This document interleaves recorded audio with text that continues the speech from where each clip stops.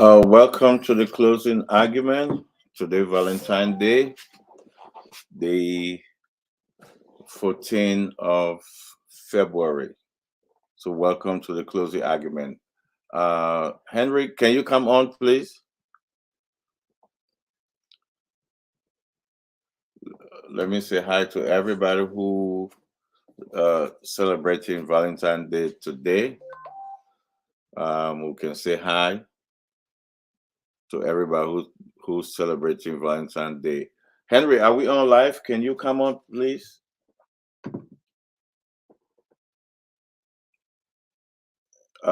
Henry, can you come on if we're on live so I can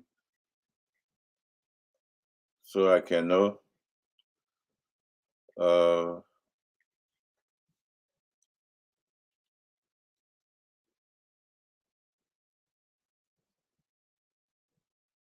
uh, Let me check if we're on live.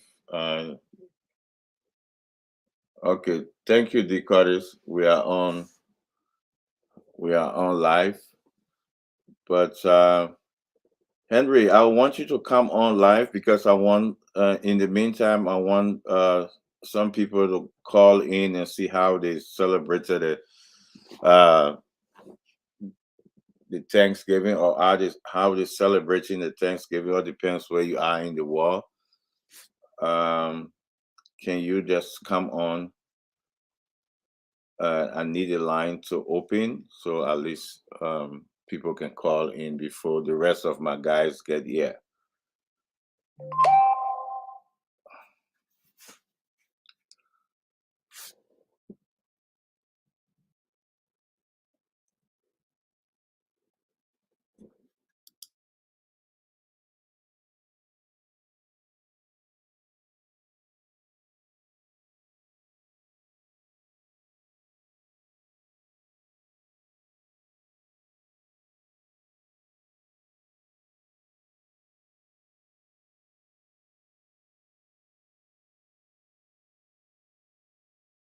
I'm trying to get the phone line to open. I'm just chatting with the guys when backstage to come on so we can open the line so folks can call in.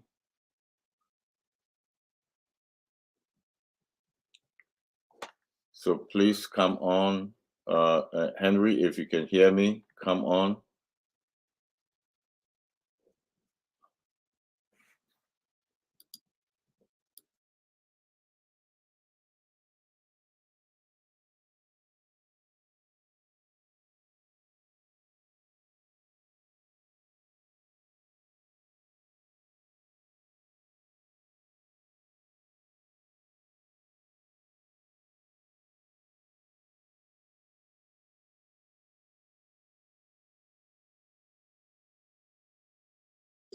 Today we're going to be having uh,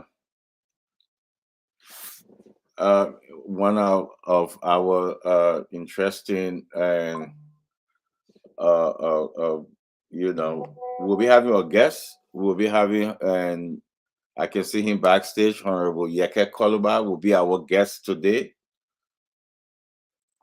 and I can see him backstage. Will be coming on.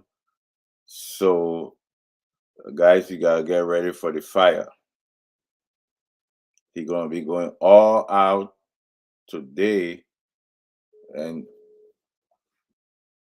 he's gonna be going all out today, and then say what's on his mind. As you guys know, Yeke Koluba don't hold back. I can see him backstage, so he will be coming on. So share the show. They call it share the show, my man. Share the show. All you guys out there, please share the show.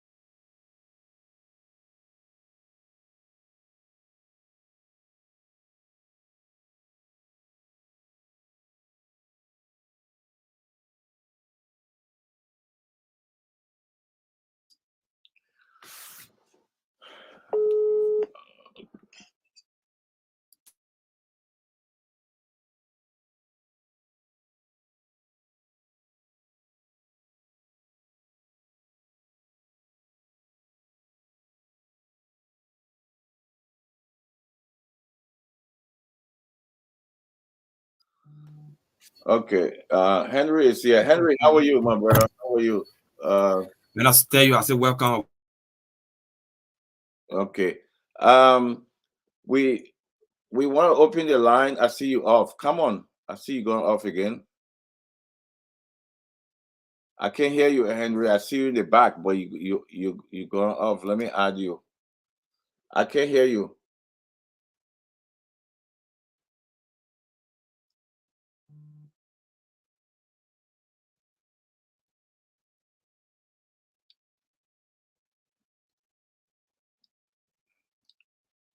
Okay, we're working on it. Some little technical difficulty out there from Liberia, from the studio, from the Truth FM.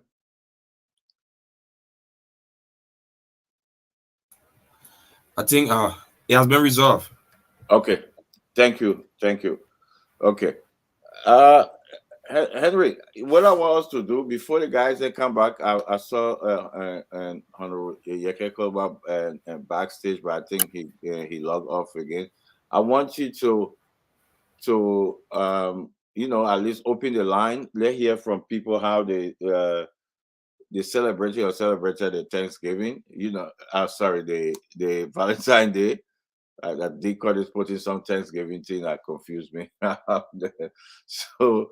so just open the line so at least just for 10-15 minutes before the guys come, like let's hear from folks back home and abroad how they Okay. celebrated or celebrated the Thanksgiving, the The Valentine, the Valentine. Valentine Day. Yeah. So that's it. You placing your call to 07770173635. Tell us how you been spending your Valentine, or how are you spending it now, because maybe some people already went out and some people are back home. How you been spending it? How are you spending it? Maybe some people already in their home are running it in their quiet or purple corner. So I get a feedback from you on how the Valentine is going with you. A 777017635. That's the number to call, and they're gonna be live. This is a very special edition here on the closing argument today, where you have to tell us how you spending your Valentine. At 777017635. That's the number to call, and then you're gonna be live on the closing argument.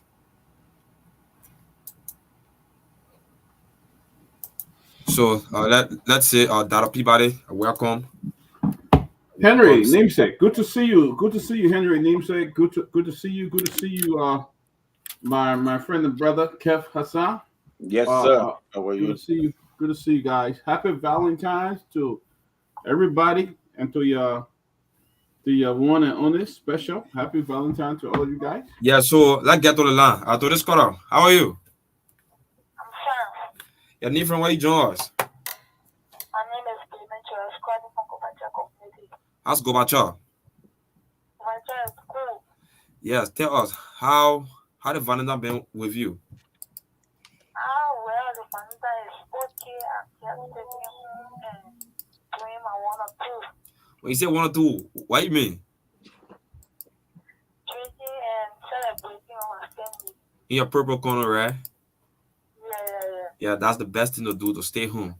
Thank you. At 777017635.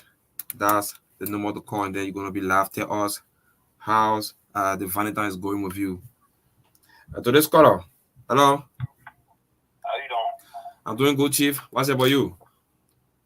I'm fine, brother. Your name from where you join us? I'm James K. Babu calling from Holy District of the South. What is that? When it's done. Okay, 30 District and Williston. Go ahead.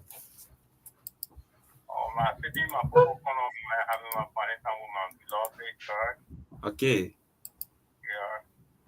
With your wife and children? I live in this 17, but I can't do a piece of job. Hi, Yaka. Thank you. Stay safe, Chief.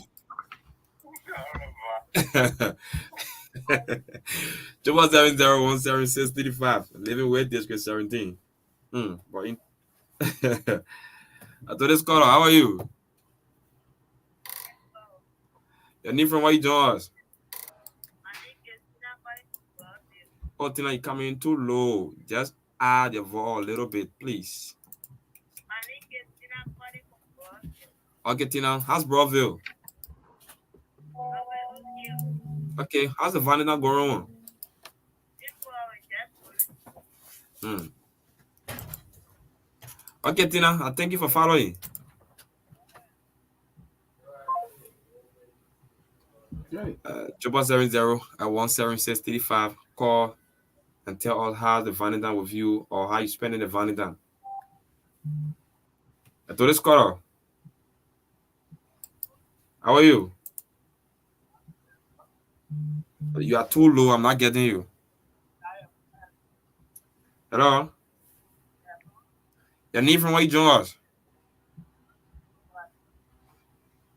No, we are not getting you. Actually, you have to call back. You're sounding too low. You have to call back. The panelists got to get you. 770 176 35. That's the number to call. Yeah, one more. Let's do two more calls, and then we'll get into the show. Right? Okay, just two more, and then we'll go back to the panelists. So let's call. How are you? I'm fine, you? I'm doing okay though. Yeah, my name is Young Current. I'm calling from Peabody. I was behind. Oh wow. What's going on? My visa very good because I just from the power I spend it with the Lord. Oh wow, that's the best place to be in the house of God. Amen. Okay, we'll take just one, and then we'll go back. Who's that lucky cutter?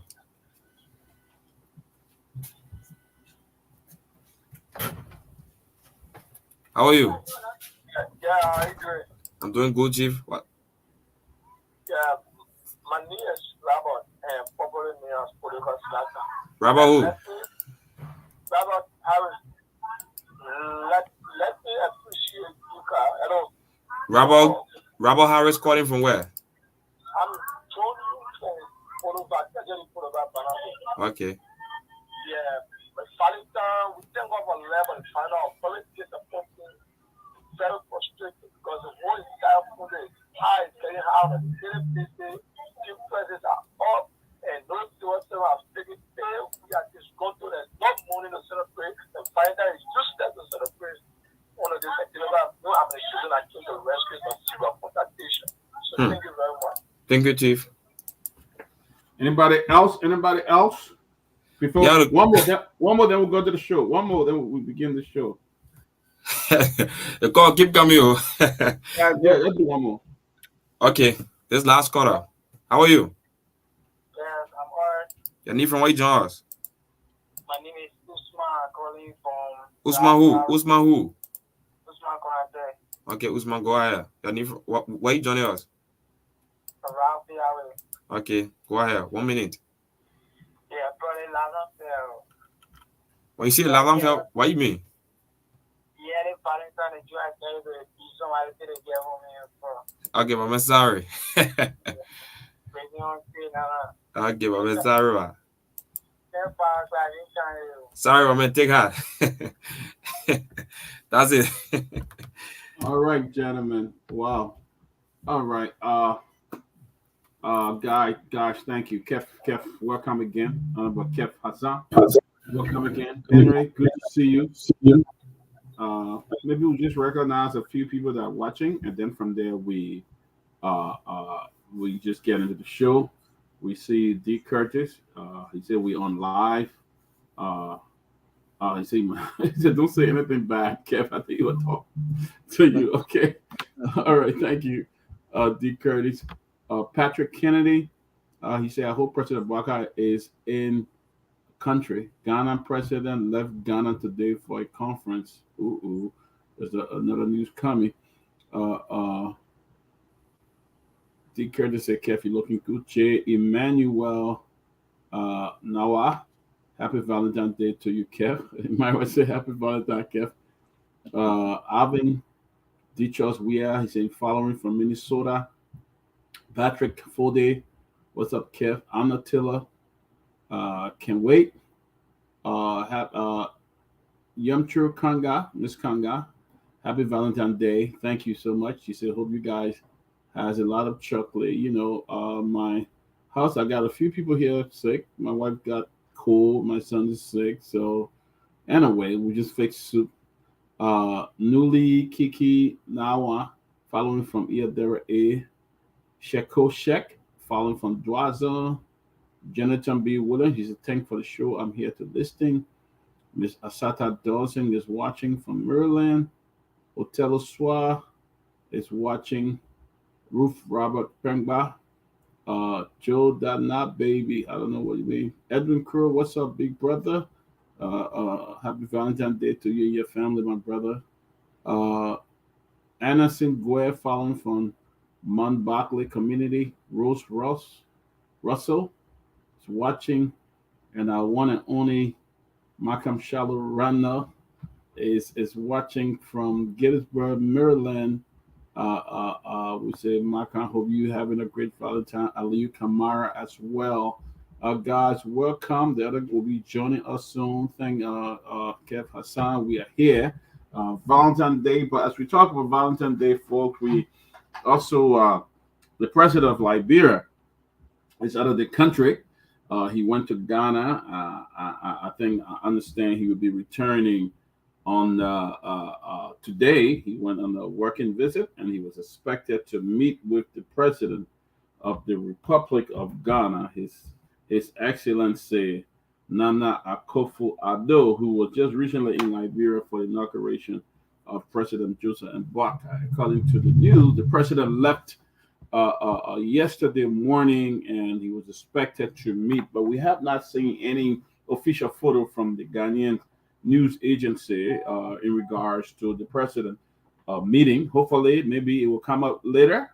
It will come up later, but I've been told by reliable sources that the president of Ghana has left, I believe, for Addis Ababa. But I cannot confirm or deny that the president did not meet with him. They probably met, and the probably maybe photo will come up later. I'm not sure who all traveled, but I understand that the press secretary did not travel as well.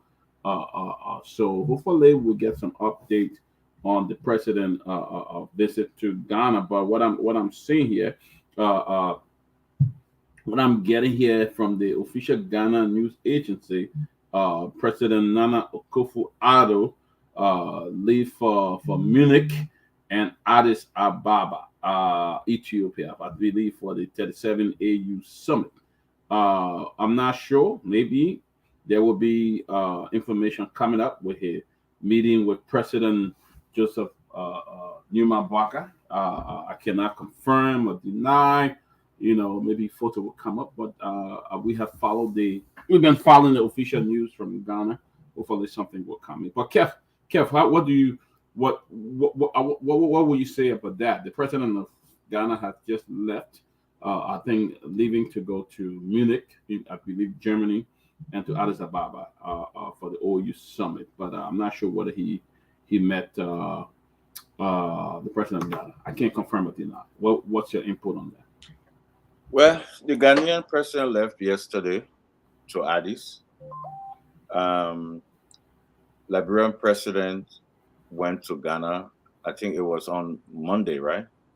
Or yesterday? Yeah, yesterday morning. Yeah. Okay, yesterday morning. He went yesterday morning, but the Ghanaian president left yesterday. So he said a working visit. So did he meet him? We don't know. We'll wait for pictures and out there. But you left your press secretary. Kula did not travel. So there's more question than answer. So for me, the Liberian people need to and ask the question. He went undercover. I understand that he already in the country. I think he's back today. So He come back the same way he left. No information. No information. And the reason we're saying these things and we're asking those questions, because some of the stuff that they talked about that they're going to change. Uh, President we had travel, former president we had travel, but at least Liberian people knew. Oh, he stayed long, but at least the Liberian people know. When you look on the website of the mansion, after the people come and ask question, could I put something working trip or something, whatever she call it, but no names who travel with the president, nothing. And these are the things they talk about. Oh, President, we have traveled. A lot of people look at the names, but now they can't even see names. Nothing. But one of the main thing, every president with they took over. One of the first summit they go to, or every is the Addis summit. If he can travel to Ghana, what stop him from going to Addis to represent Liberia? What stop him? If you stay in the country, you will say, oh, okay, maybe, they'll put a spin that he can travel, this thing. But he traveled to Ghana. So what's stopping him from going to Addis? Kev, I don't understand that. To be honest, I don't get it. The president, this should be his first trip to the EU, the AU summit in Addis Ababa, and it is the president was able to fly to Ghana for 2 days, and he did not show. He could go to Ghana for 2 days. So it was a working visit. So you're saying that the AU summit is not important for the president to go, but he could fly to Ghana for 2 days. We don't know who traveled with the president. They did not provide any all those who were coming the president. We did not get a official. I followed the Ghana news agency since morning. I did not see any official photo, of the president of Liberia and the president of Ghana, any kind of robber ceremony. And what was most surprising is the press secretary did not travel the president. Normally either the press secretary or somebody will try the president to keep us updated of what the president activities like or what's going on, who's in meeting and all of that. It was just so I'm wondering whether it was a private trip or the official trip. Maybe they're going to show photos. I don't want to talk for them, but I cannot deny that he did not meet President Abdul or what. But I'm a little bit concerned as it is going now, as the situation is going now. The president back in the country. I don't know what. I'm not sure whether he's back yet or he's on his way to the country. But something kind of fishy here, Kev, because with no information provided to the Liberian people. Who's going with the president? What is the visit? Who did he meet this morning? Who he met yesterday when he arrived in Ghana? What was the discussion? What was held? I'm not hearing anything. Kev, I don't know. Something not right. I just don't want to jump to any kind But something is not right. Not even you left the country slow way. You come back slow way. So something there it's not right. But the Liberian people that voted for him uh, was told this going to happen, but they denied. They say, "Oh no, it will not happen. We will receive change. We will get change. This will happen. This." But look now. Just imagine. Less than a month, the Liberian people don't understand what's going on. Nothing going on. Folks calling, they're not receiving their pay. They told us they can handle this. Liberia will be better. On day one, we got tips, we got everything on day one. They said they can handle this, but nothing. No sign of changes. you cannot even explain to the people, no sign of transparency to say, look on the mansion website to say, President Josiah Yuma Boka is traveling to Ghana on a working visit, accompanied by X, Y, and Z. If you cannot take your own press secretary who's supposed to report to the Liberian people, come on, Dr. Peabody. But Yeah, this is and you know what that's the what therefore, that's what I'm beginning to be a bit we get concerned. the honorable Yeke Koloba in Yes, the back. let's Bring bring it the up. honorable in, honorable Yeke Koloba. Bring Folks, it up. please You gonna bring it on? Okay. please share the show. Share the show, folks. Share it. A lot of people are please share it. We'll put it on the YouTube page soon, but please share it. Folks, we joined by the Monterrado talk tough representative who say it as it is. Honorable Yeke Koluba. Honorable Koluba, welcome to the closing argument, folks. Please share the show. Please share it. Just click the share button. Honorable Koluba, welcome. Welcome, sir. Thank you. Am I okay? It's a pleasure being on your show tonight. Yes, we can hear you. We can hear you, Senator.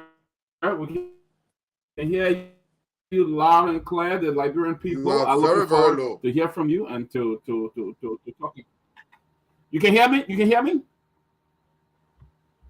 You are very, very low. Honorable Koluba, can you hear me? I don't know why. Keff, Oh, you can hear me? You can Keff? hear me better? You can hear me better? Honorable Koloba, you can hear. Honorable Koluba, can you hear us? I think he gone back. Yeah, I think he need to go out and come back in. Yeah. You know, the honorable will soon be coming back on. But I mean, this is, I don't know what's going on, but it seems like information dissemination is not going forth, or it's not being clear. There's not a lot of information that we're hearing, you know, in regards to our president travel. You know, so I just hope the senator will be back on and he will talk to us about what his you know. He's representative, not the senator. You know, I'm calling the representative will be back, and we'll talk about this. But it's just kind of fishy that the president traveled on the phone when he left the country. You and know, then they have a we have a say, you know, from our Mandingo people, right? Yes, they always in Mandingo they're saying you cannot buy a cow for the voice. You cannot just hear the voice of a cow and then you go and buy it. You go and buy it. You have to see the cow. You know, that's a saying in among Mandingo people, but you gotta see the cow. You can't just hear the voice and then you buy. So what the Liberian people bought? They bought a cow by they hearing the voice, and that's why you get it. That's what you get. You get, because when you make a decision based on hate, not on the issue, you end up today and Valentine's Day, right? If you're gonna choose a woman based on because you just see that woman fine, but you're not choosing the woman based on her inner self, you end up getting something else, and that's what happened. That's what happened to the Liberian people. They decide, oh, Joe, you travel, you travel, you stay long, you travel, you did, but now they can't even tell you where this man is going. When people make noise, they put it. The Ghanaian president left yesterday. He was gone. He gone to Addis.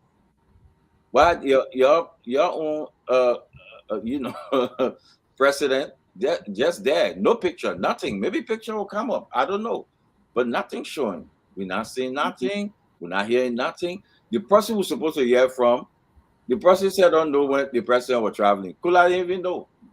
Because she read in Liberia, never traveled. So you see, this is what you get.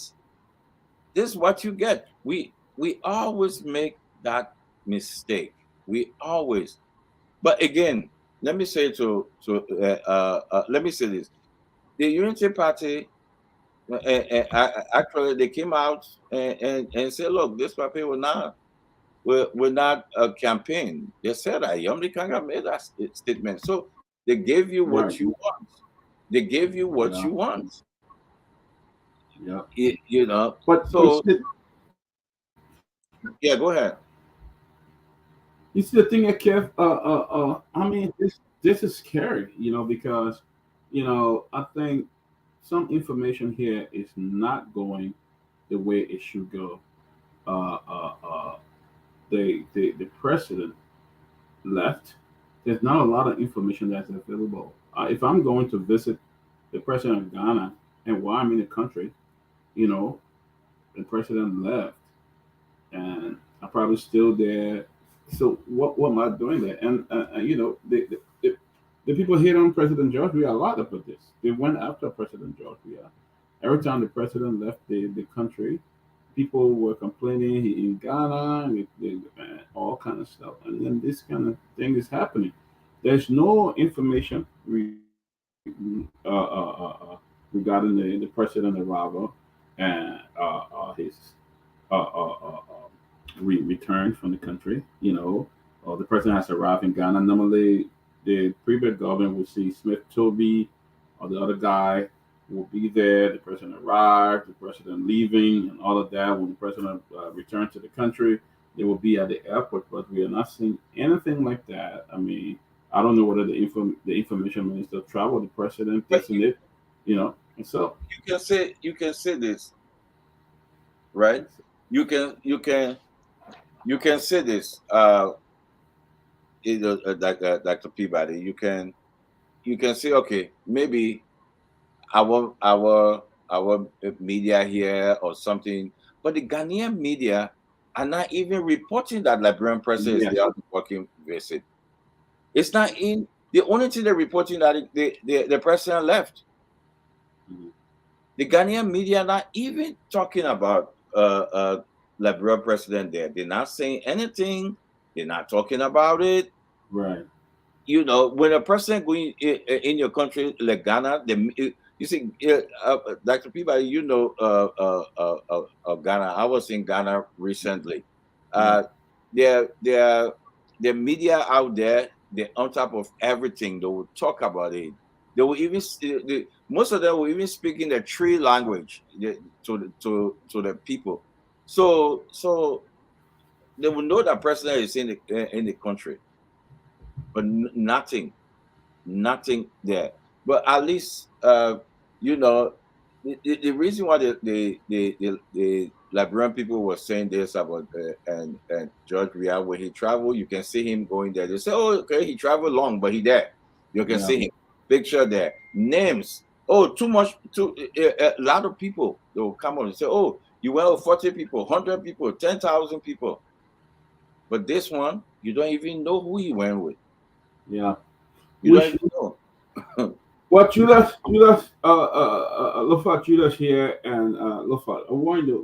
We just trying to touch on the president departure to Ghana. There was some concerns some questions that we had. We know the president left, and there was a communication issue that the president left the country for a working visit to Ghana, and he was going to meet with the president of Ghana as well and on other issues. But since the president left yesterday, we have not seen a photo of the president arrival. We are not seeing a photo of the president activities in Ghana. And I don't know how true it is, but I understand that he's on his way back, or he may be back in the country. And then we also just read that the president of Ghana has left Ghana for Munich and to Addis Ababa to attend the AU summit. Oh, do you care to say anything about that? Definitely. Good evening to all of you guys. Great to be on here. But most importantly, let me say happy Valentine's to all of the ladies on here who follow the closing argument religiously. We appreciate all of you. Hope you all were able to get your flowers at home. And if you didn't get one, go in the backyard and just rip one up and take it, because self love is also important. In addition to that, I want to use this opportunity to extend birthday greetings to Sis Cindy Martin Peye. Today she celebrates her birthday. Happy birthday to you, Sis Cindy. Hope you have yourself a wonderful, wonderful day. Great woman, great heart. Um, Again, a role model for most young people, young Liberian women. We appreciate you for everything that you have done and continue to do in Liberia. Your continued advocacy means a lot, especially with the consistent fight and your consistency in what you believe in. Um, you know, that let me be honest with you. I'm not surprised to hear that the sneaky travel on the part of President Borkai would be to this level. I'm not surprised that the United Party will refuse to communicate with you, because during the elections we highlighted these things, okay, and it appears to be we were running propaganda. We warned that President Barkai and President Weah would have been 5 and 6. One person would have been worse, and in this case, it is obvious that President Barkai is proving to be the worst of both of them. They're refusing to communicate with you.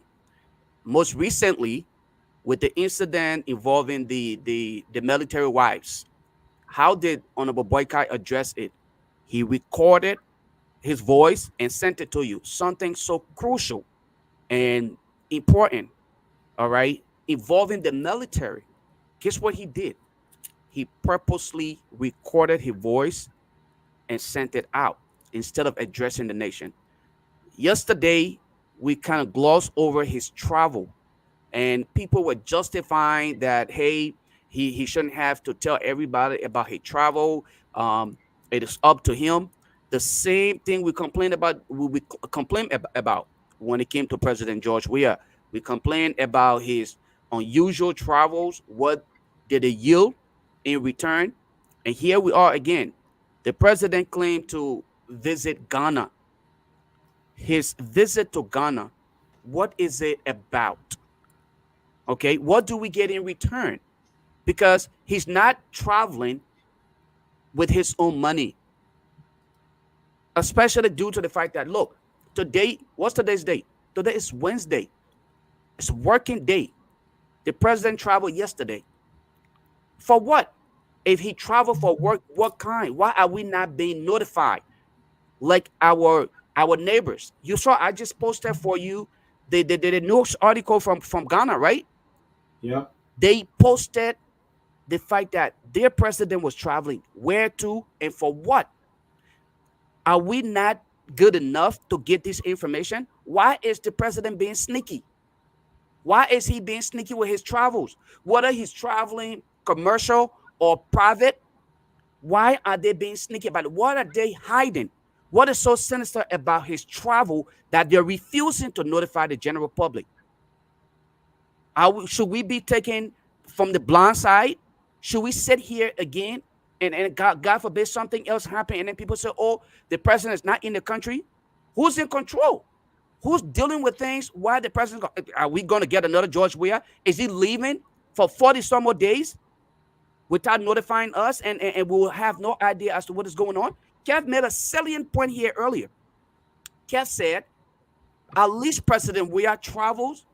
We were notified. We saw all the extra baggage that went with him, whether it was expensive or not. At least we knew how our money was being spent.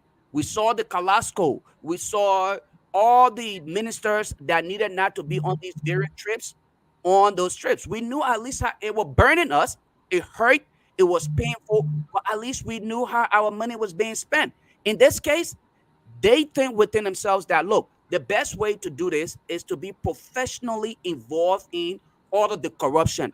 Let's see how we can hide it, how we can cover it. People were warned from the get-go. this will not be business as usual with the help of technology today. Liberian will be informed. We will do due diligence. We will reveal to the public the kind of leadership that they sign up for. This is embarrassing. This is disheartening for the group of people who claim to be professionals, masters at what they do. They claim to have all of the experience and educated ones to come and start leading in this form and manner. It simply tells us that, these guys were not ready. I don't think President Boycott really wanted to be a president.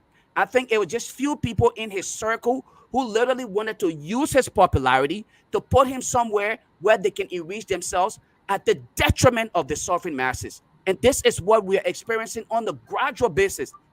Why is this so hard? DeLone did the same thing. Okay? The sneaky behavior, he lied about his plane ticket. Are we going to get another story made up from President Boycott upon his return? What is so big about telling us where you're going? If you're going for work, let us know what kind of work you're going for, because you're not taking it out of your pocket. This is coming out of the pocket of innocent Liberian taxpayers like myself and you. Okay? So what's going on that he is not willing to reveal to us his travel plans and the decisions that is being made?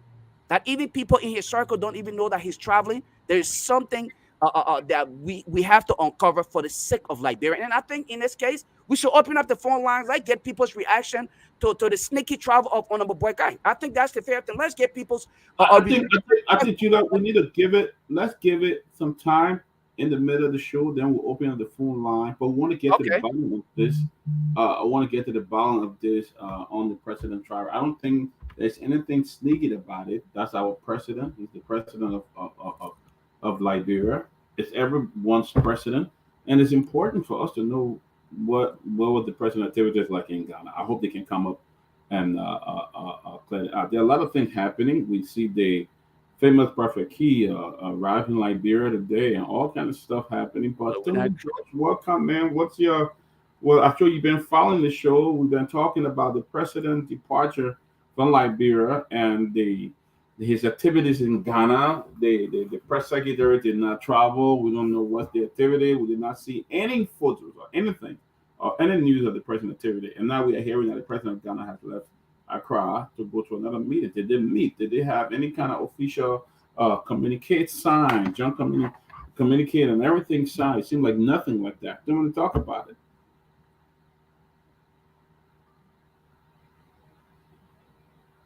Can you hear us, Dominic? I don't know about Yeke was here. I don't know where he went. He's not. We're looking forward to hear from him. Oh, guys! Happy Valentine's to all the great people out there. Everybody's happy Valentine's, everyone. I know Keff, you know called Valentine. Again, Tabata today in the chat room there. Oh. Anyway, Keff, welcome, man. What's up, Keff? Peabody, Lofa, what you got? Lofa, I called you today. Lofa, it's on a tough meeting today, but anyway, let's make progress. You see your life? Lofa, check your phone, messenger. No, I saw it, Tomalin. I saw it, but even Grace is trying to get close to you too. Tell me that you talk to you. We were talking about the Yeke, you call him? Yeah, Yeke is coming on. But look, guys, the president is back. He's in the country. He wants to see his friend and brother, President Kufu of Ghana, Nana Kufu, and Ado. And after he met him, the president of Ghana traveled to Munich, Germany. And President Boga is back, and he's resumed his duty. He's back. So let's see what happened, man. So we can, man, look, give the guy a little chance, man. The guy 100 days not over yet. Give the man a chance. 100 days we'll critique the guy, but right now, let JMB be JMB. JMB already facing heat from his alliance, the UP alliance, and his party. I mean, I talked to one of the close people today, and they're not happy at all. It's true that they're not happy with the appointments they have made. And in fact, but I mean, it's tough, when you in a political arrangement and you with an alliance. It's hard though, because don't forget, during the second round, a lot of endorsement took place. Even what happened with the guy? Appleton, the guy, Appleton, you have Appleton in yet. Maybe he'll be. We know Appleton. People then, all he people that from his side, they have not even being called yet. And so I think, I mean, honestly, it's true. They are going through some tough times right now with their appointments and their internal wrangling, internal issues going on. What I'm being concerned about is that since they took over, there have been a lot of cases about willing and dealing taking place. But when you ask somebody, they will tell you no facts, but it's of concern that every day you get up and say someone is involved in this one, and that one, and so forth. It's a concern. I hope they address these things that are happening. But again, that we said they are under scrutiny, especially at this time we're in. They'll be scrutinized accordingly, and so we just look forward to see what happens. But again, uh, President Boga is back in the country, and I think he according to the press release, he went for a working visit to compare notes with his friend and brother, the president of Ghana, and so I think he's back. So let's see what happens. So Tomalin, my question, and Dr. Peabody, I don't mean to kind of jump in here, but Tomalin, serving as a spokesperson for this government, maybe you could tell us. I'm not a spokesperson. No. Well, I'm not saying you are, but you're serving in that capacity. I just have to be objective. That's all. That's great, and that's what I like about you, though. But let me ask this question, though: what influenced the decision to be sneaky with his trip? Why did he feel like he needed to be sneaky to get out the country without notifying the public? Because we are his employer. We employ him. We employ him. So whatever he's doing on our time, we need to be notified. It wouldn't have taken anything from him had he just notified the general. I don't think it was an impromptu visit. Did it just come up abruptly? He just making trips now without even planning it? I'm pretty sure it was planned. And if that is the case, why wasn't this trip mentioned on eMansion? Why wasn't it? As a matter of fact, they used their social media pages more than you can ever imagine. Why didn't they notify the public of this until the outburst, and then boom, they want to behave as though they're trying to deal with it?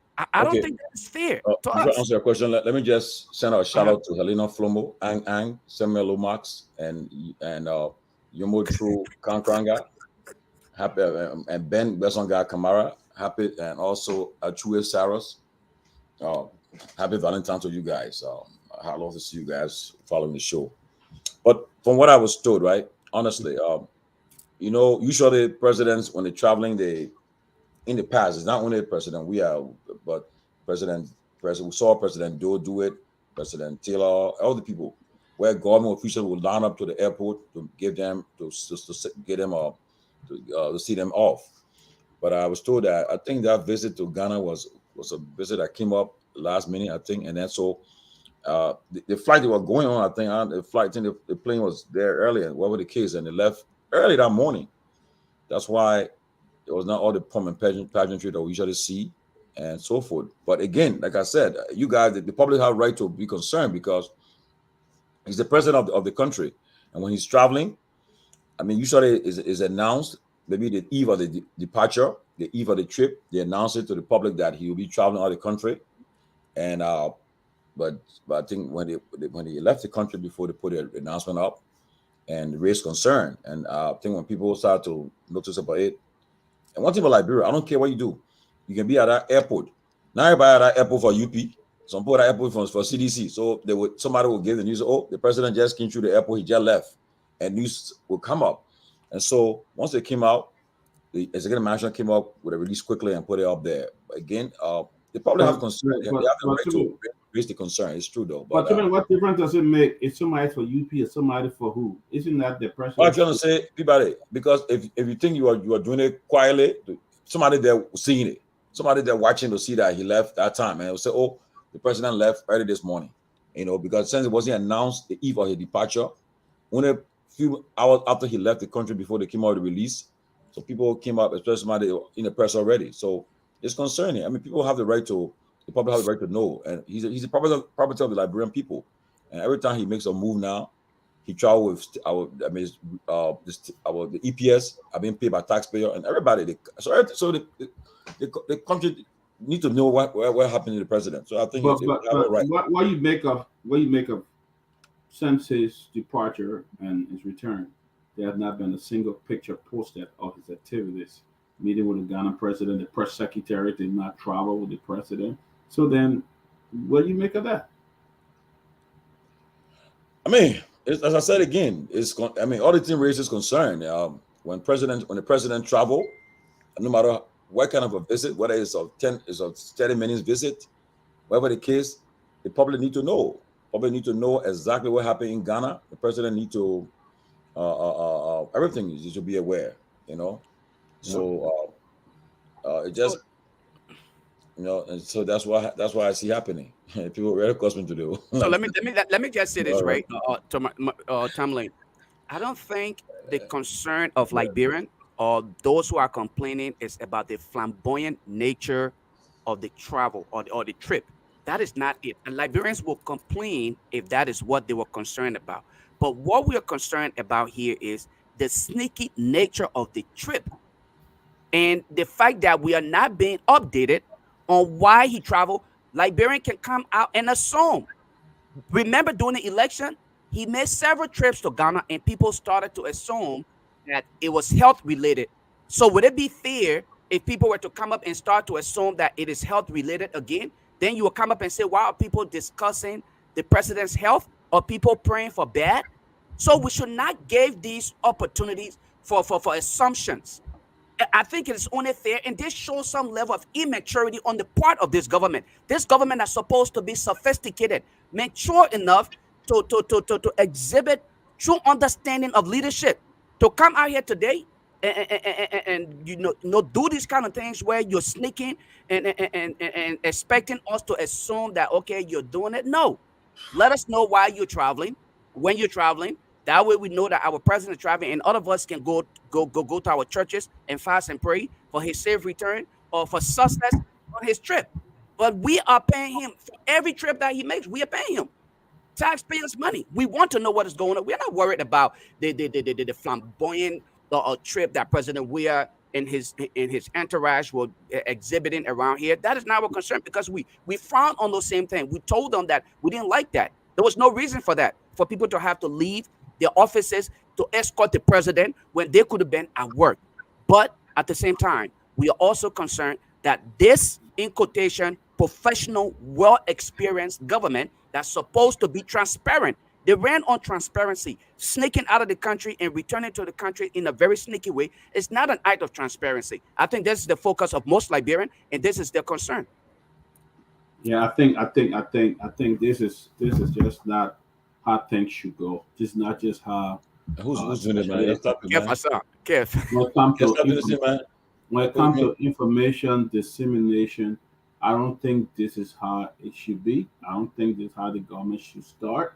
I think the government, the president, the staff need to be inform the public of what is happening because this is how people come up with stories. This is how people come up with gossip and stuff like that. Because if they don't know what the president went to Ghana, if you don't show a photo of the president meeting his counterpart in Ghana, if you don't show his activities in Ghana, people start speculating, oh, the president was sick, oh, this one happened and that one happened. And then you have to come to defend something.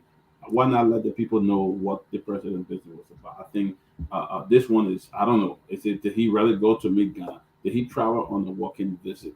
I mean, these are some of the questions. What did he go to do in Ghana? Is it a health related issue? What did he go to there? I think we need to get those information, and nobody is telling the Liberian people, which is a concern. But we'd like to welcome Chairman Benjamin Sanvee as he get involved, our chief political strategist on the show here. He's going to dive into that, and then we got some other stuff. Yeke, I understand, will be joining us, and then we'll talk about what Liberian love action. Prophet Key arrives in Liberia. Chairman Ben, go ahead. Thank you. It's good to see you guys. And happy Valentine's Day to all the female supporters. I'm not saying happy Valentine's Day to you, so you don't be looking. Kev, don't look. To all our female supporters out there, we say Happy Valentine's Day. Women, our mothers, our sisters, our friends, everybody, we say Happy Valentine's Day. So what's the fuss about that? Africa, I understand the president is. I understand the president is back in the country. From what I have been told, at least we did some checkup. But what's the? I mean, I don't look. I don't.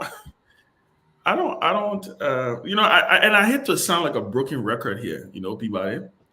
I don't know. We'll wait to hear. Maybe tomorrow the executive mansion will give us some updates on the president's visit. What was occurred from this visit? What was secured? He is he's back in the country from what we understand, or is on his way back. You know, thank God the president is safe. He's coming back safely.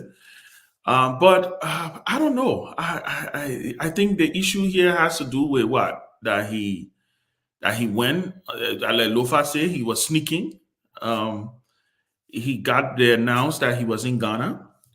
He was on a working visit, and there are a couple of things though. Working visit is different from a state visit, right? So state visit is the pomp and pageantry. They show up at the palace and the mansions, and the working visit is kind of semi-private, right? The president goes in there. He have a meeting with his counterpart. But then he does other things that are kind of what they call OTR, off the record, right? Look, again, this is what Liberians voted for. I think again, let's wait. I'm willing to give them the benefit of the doubt. Let's wait to hear what because I'm sure tomorrow, maybe when they're doing the presser, I think the press secretary will be addressing the media tomorrow. Or whatever day she will be addressing the media. I'm sure there will be questions about this trip. I'm definitely sure that there will be questions about this trip. But let me say this: let's wait to hear what they have to say. What was the reason behind this visit? What was the purpose of this visit? Obviously, I'm sure taxpayers' dollars were spent, so definitely people have a right to ask. On their way, how he left the country, I think I said it yesterday. You know, he decided that it was an early morning flight. He left the country. The issue was statement. Let's wait to see what they're gonna say. Look, I'm not gonna, you know, Peabody, I'm not gonna beat this thing over and over and over. Look, we as a people, we have to understand something. That when we make these decisions, right? At least the majority of us who voted for President Boakai, you take the good, you take the bad, you take the ugly, you take everything that comes with the package. You're voting for. This is a marriage, right? It's almost like a marriage when you vote for a president. This is like a marriage. You accept the good, you accept the bad. The day you can't do it anymore, you divorce. That's when you go to the elections.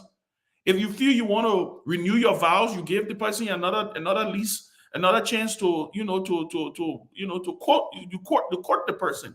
So I'm more interested in what was accomplished.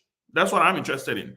If nothing was accomplished, then let them tell us that nothing was accomplished, and then we move on. But I will repeat, Joseph Boakai has Joseph Boakai, this is the way he wants to govern. This is the way he wants to go about doing what he's going to do.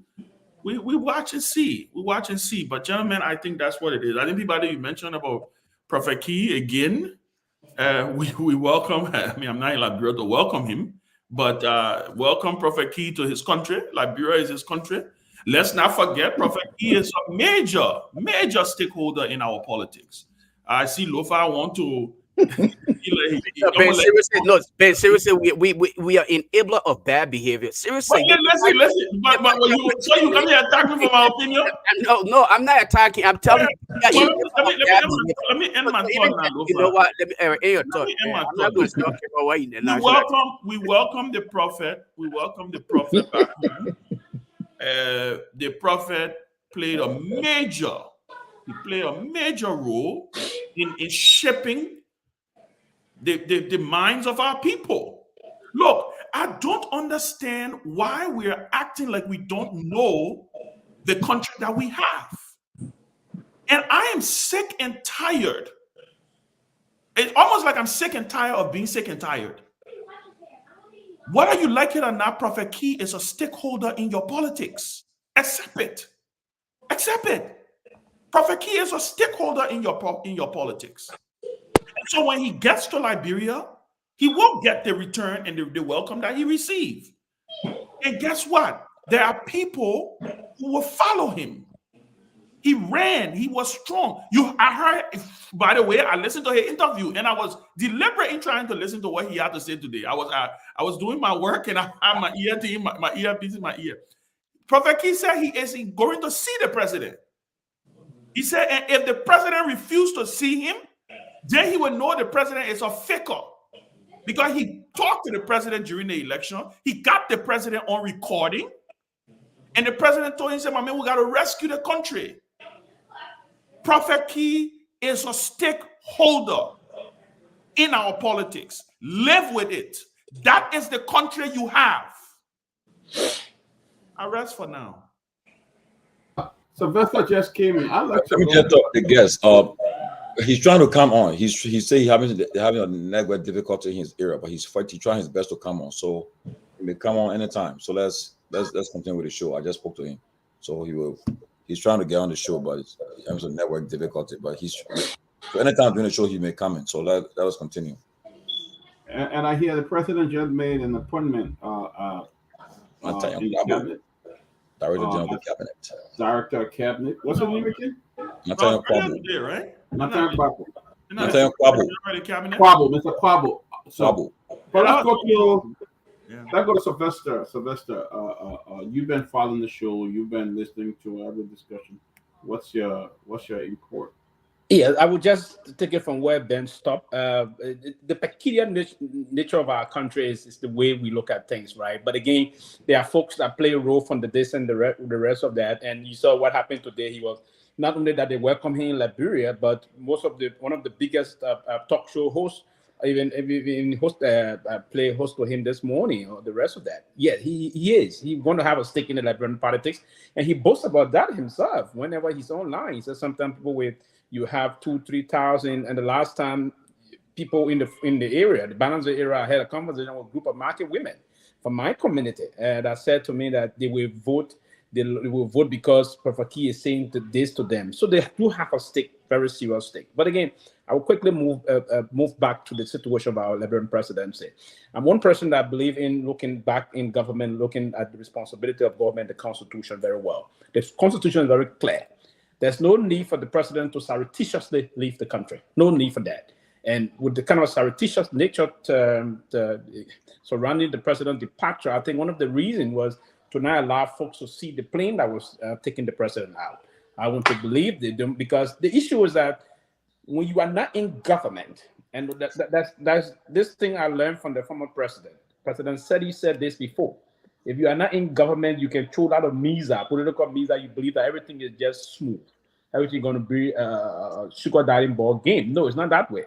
She threw a lot of blow attacks at the time Tito was president. When she came and took the matter of authority, there were a lot of criticism that came across her, and she felt that, yes, the weight is huge. People believe President Weah took private plane out. Today, there's no president whatsoever will be comfortable in just flying along this issue about commercial plane, the rest of that. So that's the problem. But what they will have to do, they will have to come to this reality and just sit the fact that they will have to always make special arrangement to have flight taking the president out. You won't always allow the president to leave around 5 in the morning. Even if it's 5 in the morning, Lofa and the rest of the folks, there will be folks on that airport that will capture the scene. Even if there's 2 in the morning. For instance, Air Morag leave around 2, 3 in the morning. There are folks on the airport, right? Even if it's 1 in the morning, you still have. So the basic line is, we move to the process and allow here, if it is a working, because that's it.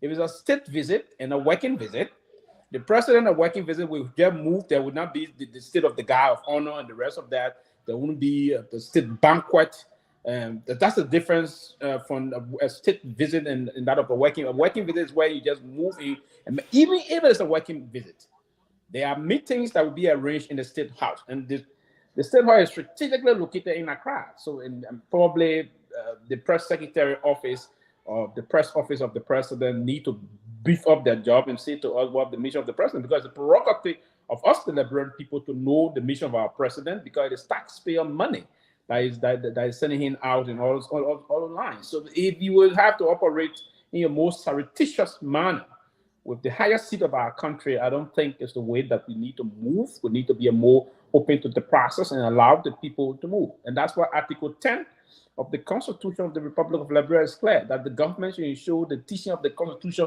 and the government should also talk about the activities of the governance. It's important. So this is not something someone just sitting and saying, right? In oblivion. No, this is something that the Constitution of the Republic is trying to amplify and elevate at a very higher level. So we need to understand this from that perspective and bring governance to bear. If you talk about government, it's about being open-minded and move to the people issue. So yeah, I would think that we need to do a lot of things in moving the country forward and opening the country up, and instead of operating the way we want to operate. Can I ask a question, please? Anybody? Go ahead. Purpose, Tomalin? Go ahead. Did the press secretary travel with the president on this trip? No, she didn't. The information I got is that Charles Snyder was on this trip. No, but Charles Snyder is not the press secretary. Exactly. First of all, for me, that is a problem. Whether the president is going on a working visit, yes, or state visit, the press secretary should travel with the president at all times. 100%. That is the person who will be able to provide information to the public. Yeah. So I don't understand why the press secretary didn't go on this trip, which I think is a red flag, right? It is a red flag. If you put out a statement saying that the president is traveling, he's on his way on a working visit to meet with the president of Ghana, the press secretary, if nobody's supposed to be on that trip, the press secretary is supposed to be on that trip. And Charles Snyder is not the press secretary. He's ambassador at large. He's exactly not doing the job of the press secretary. This is no longer the Unity Party campaign or the JMB Foundation. This is the government of Liberia. He happens to be the president of the country. So I just wanted to ask that question because I know, like I say, when she have her regular press briefing, which by the way is a good thing that she does that, right? I know there's going to be questions about this trip. I'm hoping she will have the answers to be able to give the Liberian people, rather than it just being well, it was a working visit, So I just thought to ask that. Yeah, but even on a working visit, there will always be joint communicate also.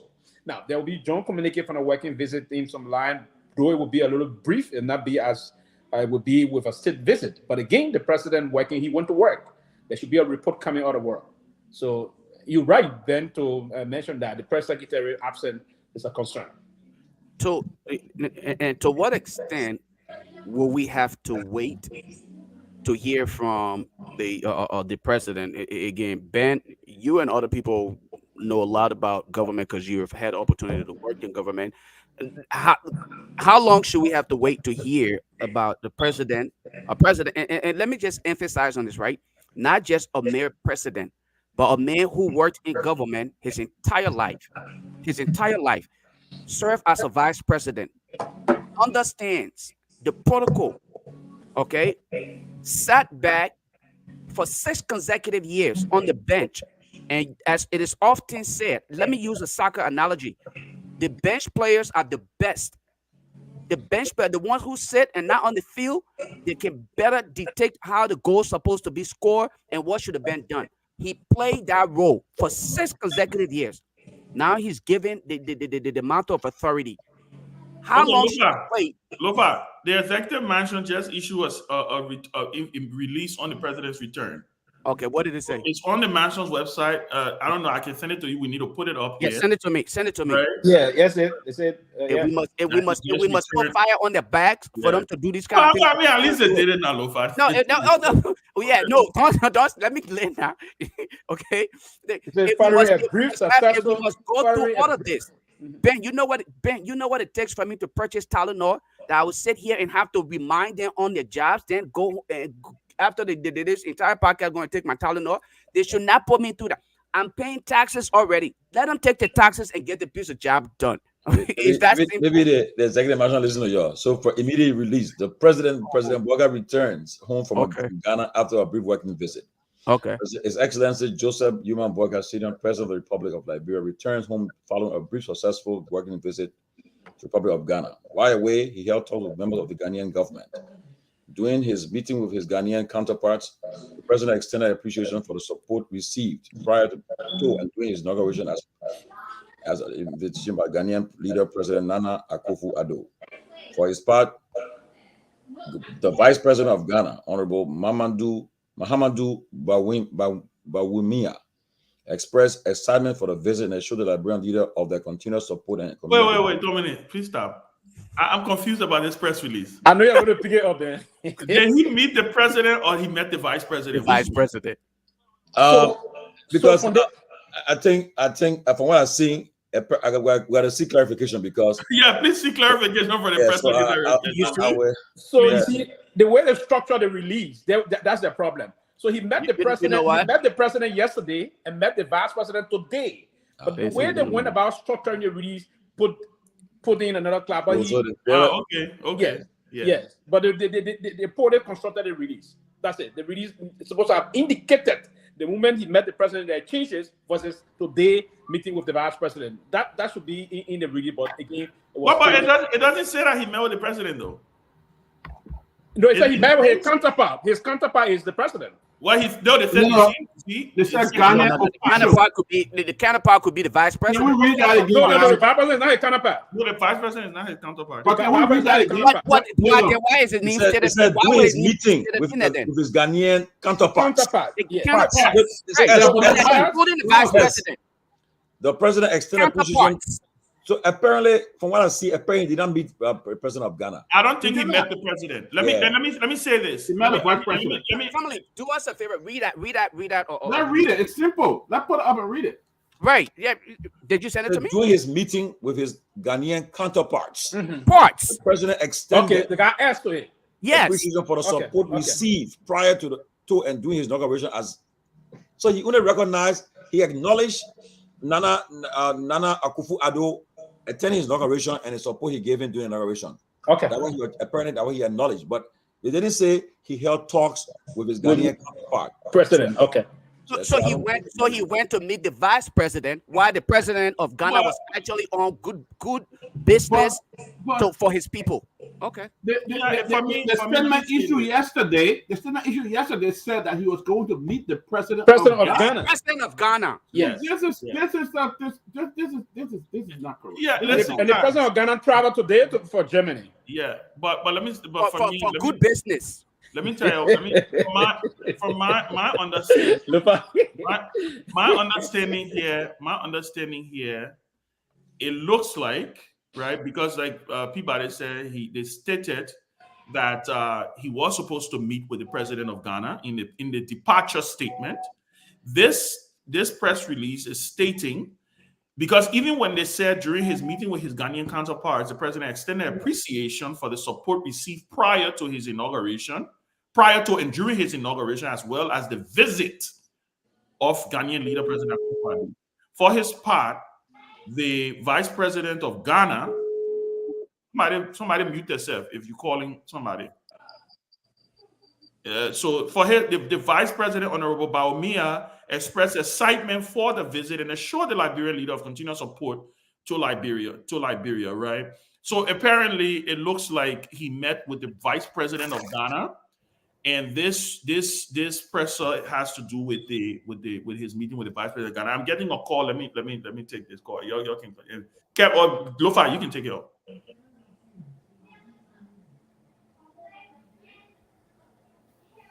It's a press release, by the way, guys. I was muted. Sorry. Again, we are here. We find ourselves in this little circle. All right.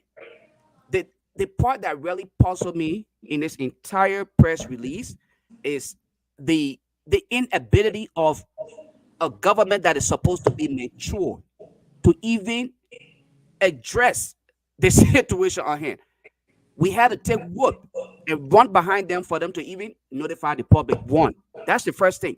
We literally had to whoop them around to notify the public of something that they should have done way before you even had the opportunity to talk about it.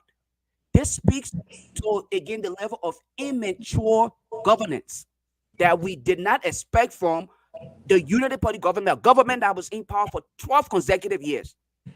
Okay? Sat back as spectators, claimed spectators, and now came back. Are these guys just simply telling us this is the continuation of the CDC government? Because everything they complain about is what they're doing right here. Can we honestly say this is a continuation of the CDC government or President we are government? Because they're doing exactly what President, or probably even worse than that. So let's bring Robert. Since you, actually, let's hear from Kev, and then we'll bring Robert in. Kev, let's hear you chime on this. Kev.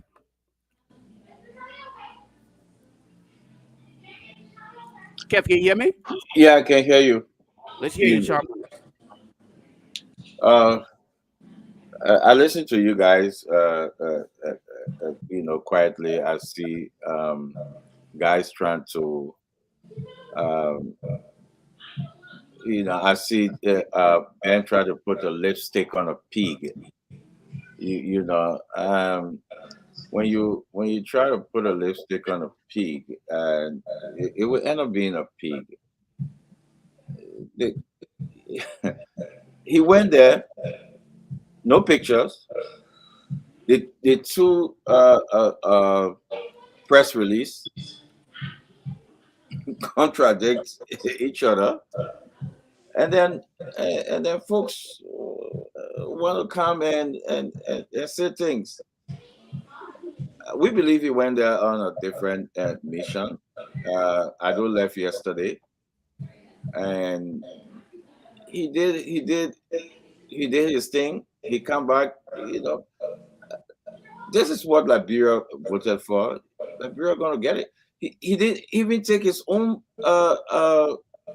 press secretary. You need rocket scientists to tell you that it was not no working visit. Let's see the picture. The Ghanaian government are talking about it. So for me, people should start putting a lipstick on a pig, man. Just stop doing that. A pig will always be a pig. So what happening? Liberian people voted for what they got. You gotta continue to get it. So for me, you what do you say? You reap what you sow, right? That's what Liberian people gonna get, because we know that some of us receive beating, insults, threatening our lives, that we can walk freely because we supported George Manawia, and they said to us, he traveled, he took 40 people. But at least you can go on the marshal and see who traveled with the president. At least you can know the president in some Arab country. You will see picture. You can say, okay, yeah, you see the picture there. He's sitting down there. He's doing this. He's doing that. At least you see things. But you have two different press conferences, and folks want to say, okay, they held this. You cannot do that. What we have in here is because the Liberian people who voted for GMB wanted it. They wanted it, and we told them. We speak to some people in the back. We talk to other people. We come on platform. We shout. They call us names, but that's it right there. That's it right there. Can anybody here tell me who went with JMB? Can anybody here can tell me? Don't guess. Can anybody on this platform can come out and say who traveled with the president? No. You know why it's no? You can't tell me? Because it's not on the Mansion website. Can anybody tell me here that the Ghanaian press talk about it? They spoke about your president went there? The answer is no. The answer is no. So that's what we're getting. So let me say this, and I'll repeat this again. Folks, you don't put lipstick on a pig. Don't. Thank you, Kev. Thank you, Kev. Um, Sylvester. I wish Yeke could come on. Yeke got some to sit to your ego. Sylvester, go ahead. Yes. So basically, But Tomalin, why don't we try to call him on the phone? Yeah. Yeah, that would be okay. Also, let me see. Yeah, try to get him on the phone. Yeah. This kind of bullshit lie doesn't make sense. yeah, I think it is time that we be very serious. This is the governance process, right? If you say Sylvester, Lofa is saying Sylvester cannot handle this job, I can do it better. If you came in, basically you have to prove that Sylvester could not do this job. Yes, that's sir. the problem. Sir. That is the problem of Sonia. President, we are all of the time 24 hours of the trip. The name of those traveling with the president and he interacts will be announced. Yes. It will be announced, and there will be an official gazette through the Ministry of Foreign Affairs. And the president did not only announce it; there was an official gazette from the Ministry of Foreign Affairs. And you also see them. You also see them going to the plane. Yes, announcing through that official gazette that those are people traveling with the interaction with the President of the Republic. It is clear, obvious, and something right. And then when they arrive, even before they arrive, you will see the advanced team, the press secretary, the deputy press secretary, Smith Toby will be there to document everything. It will be well documented and the rest of that. That's the president, that's the higher office in our country. And that within the executive law of the Republic of Liberia, that the president activities should be it should be gazetted. It's not an issue that we have to do outside of the picture. It's part of our function, it's part of our bureaucracy and the rest of that. The way we're starting, the get-go is not good. We need to do some adjustment for our president to be open and say to us what is happening in our country so we can understand that. The office of the president, press secretary, and the public, there have to be that kind of a rapprochement that we know what is unfolding so we can, or not, we voted for this president. It's the people president, so we have to know things. Yeah. I mean, Thank you. So, guys, I will bring Robert in shortly, but let me just say, we'll give Robert the opportunity to chime in here, at least for the minute or two, and then we'll open up the phone lines to get the people's reaction, both back home and here. What do they make of? I think we should get the people to be a part of this. So, Robert, come in quickly and just chime in for a little bit so we can get the phone lines open. Jella, why Robert is coming on, and when Representative Yeke Koluba picks up, we will cut the phone lines back home. We'll cut them also on Koluba can chime in here. So thank you. Go ahead, Robert. Thank you. Happy Valentine's to all of the ladies that are watching. Happy Valentine's to you guys, and I hope everyone feel loved. But I agree with Kev 100%. I think that's an echo. Can we mute ourselves? I'm hearing myself. But I agree with Kev 100%. I mean, you can't spin this any other way. I'm sorry, you just can't. If this was George Weah, I mean, the media will be going ballistic right now. This is becoming a trend where the information just does not match the reality of the facts. I mean, this is just the truth. Are we just going to accept this stuff and this is going to be the norm? We can't accept this as the norm. The government must be truthful to its citizens. Look, I listened to the press secretary, and you know what? Credit to her. I mean, like Ben said yesterday, she's new and she's trying to find her way. But goddamn, she's not a baby. Fofana is not a baby. She's a grown woman, and in fact, she had a press conference basically telling the country, "I'm no little girl. I'm a married woman with children." When is she going to get it right? I mean, and I'm not going to blame her, but when is she going to start asking some of the tough questions? When is she going to start verifying some of these things? They're very clear that they were meeting with the president. Now, in the other press conference, they met with the vice president. The question is, who did they really meet with, and how are we supposed to believe it? Without seeing any pictures, any formula, nothing whatsoever. Were they even in Ghana? Did they even go to Ghana? They could be in Ivory Coast for all we care. We don't know. So I mean, I don't even know what to say about this, but this is unacceptable. If the president, what happened? I mean, you feel into these theories that The president could have gone for a medical checkup. It could have been a different kind of emergency. I mean, you're giving all of these things that are happening are validating the points of people like Kev. Kev said the last time that he thinks this was a medical emergency. Do I believe Kev 100%? No. But if we are to believe the government, then the government must be forthcoming. You can't tell us you're going for a 2-day visit, you're going to meet with your counterpart, the president, and then you come back and tell us that, oh, the trip is cut short, it was successful, you met with the vice president. Where are the photos? Where are the videos? You promised to bring the government to the people. What you are doing is a total contrary of that, and this is unfortunate. Thank you, Robert. Quickly, guys, the Cash App is at the bottom here. Please do not forget to contribute. We keep this young man in the studio and others for, I mean, a really long time. It's risky that they will have to use public. Lofa, quick question to Ben. Quick question to Ben. Ben, so Muhammad.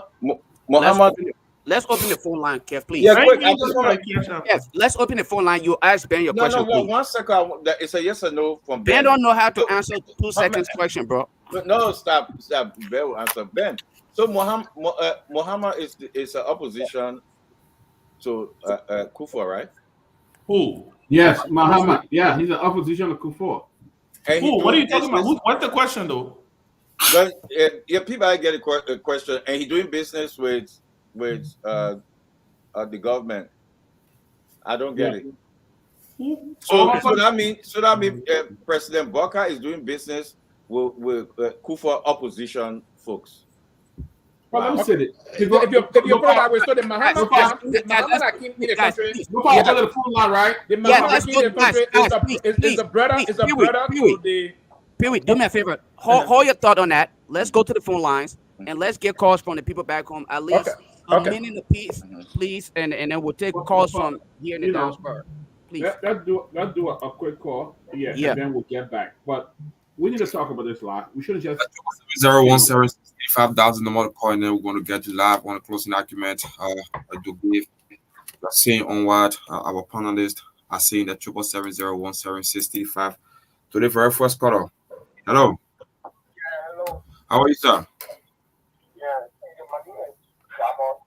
I live in Plata and Clermont, and 220 and the other.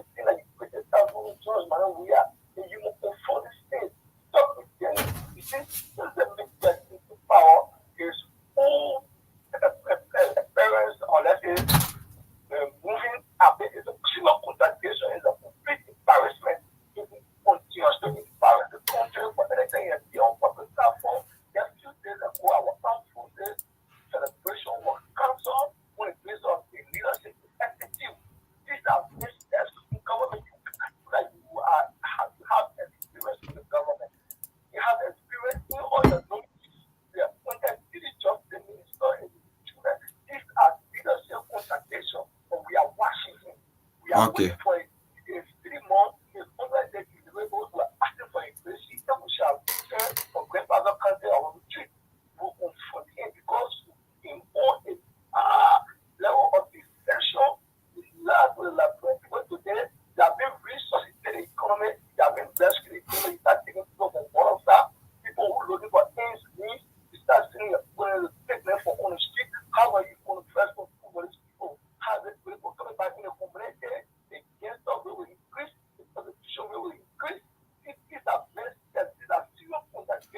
Okay, thank you.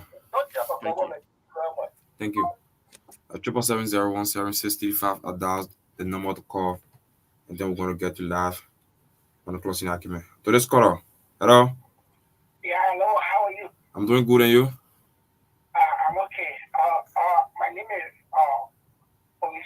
One man called in from the school clinic. Okay, from District 4. Go ahead.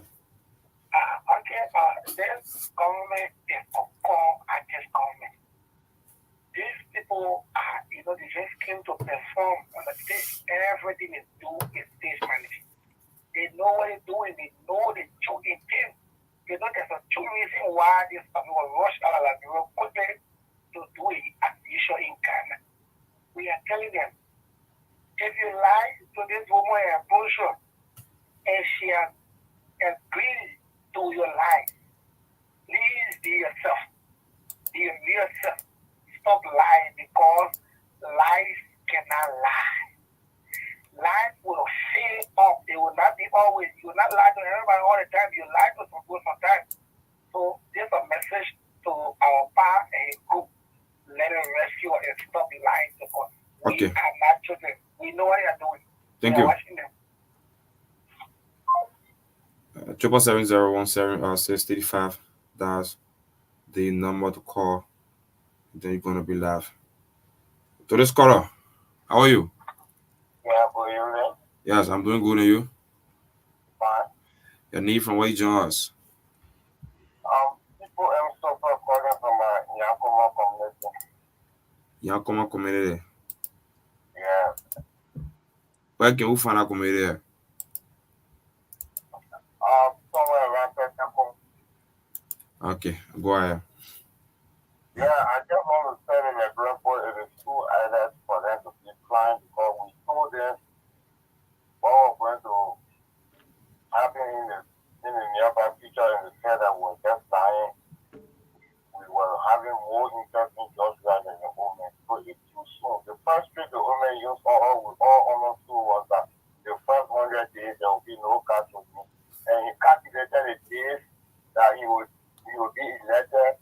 So the day the rain season would start, he knew that we could be in the dry season at that time. So let's just keep looking at him and see all of the tricks that we were talking about that we're going to be sharing to the Labrador. Thank you. Okay, thank you so much. Henry, let's take 3 more so we can get back to the panelists, please. 3 more calls. Okay, 77017 That's the number to call, and then you're going to be live. To who's this? 77017 That's the number to call. So while we are with the call, I think you guys can be like. Okay. Okay. To this caller, hello. Hello. How are you? Fine. This is William Stewart calling from Cowell. William Stewart from Cowell. Go ahead, William. Yeah, I think is the people feel that the whole process is still Unity Party. The Unity Party folks are still thinking that the lie they got in power with deceptive, so they think they will continue on the path. Knowing that Liberian people because of his experience, but instead of rescuing the Liberian people, us, we are there rescuing him. For me, my take to if you say to Ghana, there was a saying when the election of Baka was doing business with some Russian that are they always come in Ghana to transit their where they meet. There's some financial obligation that you have to do, and the people never want to see any other person but him to go and settle their issues. So you have to do that sneaking with all, carrying other people then with him. For me, I have to if you check it, because if you meet your counterpart, you have foreign press on a sister radio station this evening, the Ghanaian they call your counterpart there, or press counterpart, and they send someone to release the activity of the Ghanaian government to the sister radio station. Yeah. So okay. They try to do verification on the clip. It's all false. Okay. Thank you. Just 2 more. Yeah. And then we'll turn back. I got, while you're waiting for that, let me take this call on the line. Oh, go ahead. Hello? How are you? I'm from Emmanuel Park calling from Mumbai. Okay, go ahead. Yeah, the issue, but we just want to call on the president for any to get in the country and not go there to be,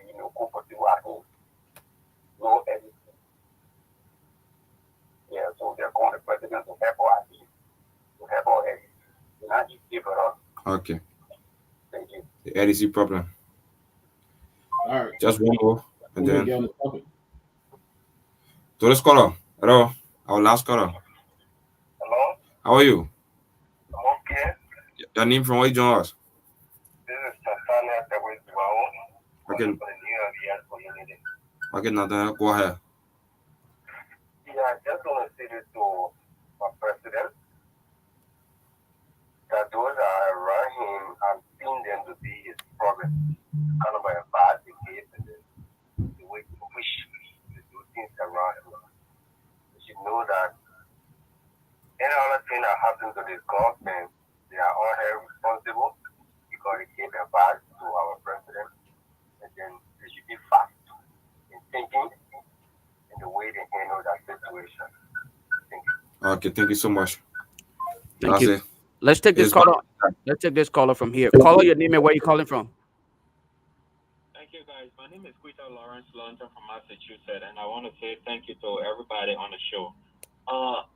I mean, it's understandable that, of recent, I see my brother Ben trying to be kind of like playing kind of like laissez-faire. I know, I understand Ben, and I understand everybody what you guys are really. We as Liberians, we are strange kind of people. We are I don't know if I should say strangest kind of people in the entire world. Our entire life is based on the experiment of seeing is believing. You can tell a Liberian man say there's a snake over there. He will never believe you until he gets to that point where the snake will bite him. And when he go in there and the snake is running to bite him, he expects you, who advised him previously, to be the one talking for him now to the snake, say, hey, snake, I beg you, don't bite that man. I beg you, don't bite that man. That's the kind of people we are. We people, you guys and everybody else were everywhere telling Liberian people what Baka had to offer. But everybody sat and said, we want. We don't care. We agree. We this, we that. Now what Baka doing it, and if you don't talk, they say you don't care about, you are in the thing, you are in the paper hand. But you told them where they were going. And they agreed that they were going there, and they said they don't care. They even care with the slogan that we agree. Everything you try to tell them, they say we agree. Now the person going, he don't care. Because the next mission was simple. Go get something from Liberia, live with your children because you don't have a long time to live. We don't calculate how long people got to live, but everybody know when you're getting old or when you are at 30 age, anytime the public can sign your own document. But we agree to it. We said we agree. Thank you. But now at the point he is, you don't care. So Thank- we'll continue to complain. And if you don't talk, they will say you're not talking for us. Thank you, So caller. we're in that position. Thank you. Let's take the next caller here. Caller 443, last four is 4168. Caller, your name and where you calling from. Let's hear from you. Yeah, Lofa, this is Ali Matale. I'm calling from Maryland, USA. Yeah, thank you for having me on the show. The problem of Lofa, you say everything. You see, because Joseph Boakai, the president working government for 42 years, and this is the most experienced government we expect to have in Liberia, the most qualified government. You serve in government for all these years. And since you got inaugurated, everything you do in the country is just opposite. You see, we least expected this kind of thing to be happening. See how you left the country on ceremonious day early in the morning. You see, how would you travel without your presidential press secretary? You got to Ghana. So President Waka was telling me he don't even have supporters in Ghana that will welcome him when he go there. There is no video evidence to show. So what the experience are always asking? Because since President Waka got in power till now, I haven't seen any of those experiences yet. For him to show to the Liberian people, for people to say, oh yes, we told you this woman had the experience. There is nothing we are seeing. You see, this is too disgraceful to our country. I don't really know when you talk the United Party people, they say we don't want division to be saying this because they did it too. We were doing it, that's why you keep all out. So we expect them to come and really show that, oh yes, we kick you out, and this is the best thing we are coming to do. Thank you. So you people are doing worse than us. Thank you, This is caller. disgusting. Thank you. Let's take the last caller here. Caller 310, last four is 5232. Let's hear from you, caller. Name and where you calling from. Thanks, Lofa. It's Ethan. I'm calling from Toronto, Canada. Thanks for having me on the show, and hello to everybody, all of the panelists. I'm gonna just make my quick and sweet. as far as this UP government and GMB and whatever they're doing, other than their acronyms arrest, which they provided their supporters during the campaign, they have not really given any substantial detail of foundation and structure as to how they were going to run this government from an economic and diplomatic standpoint. All we knew was arrest, an acronym that described whatever they were trying to describe. So no one should be surprised that you're seeing the things that you're seeing now. I'm not surprised. And like I said, this is what the Liberian people said they wanted. They were resolved. So I'm going with them. These days we all resolved. I was able to find some kind of a solace with my broken heart that Mr. Cummings didn't win the election, and I found a way to become resolved. So I'm resolved with the Unity Party people and the Liberian people that voted for Joseph Boyka. Thank you. So let's go with whatever we see. Thank you. The main reason I called, though, is this.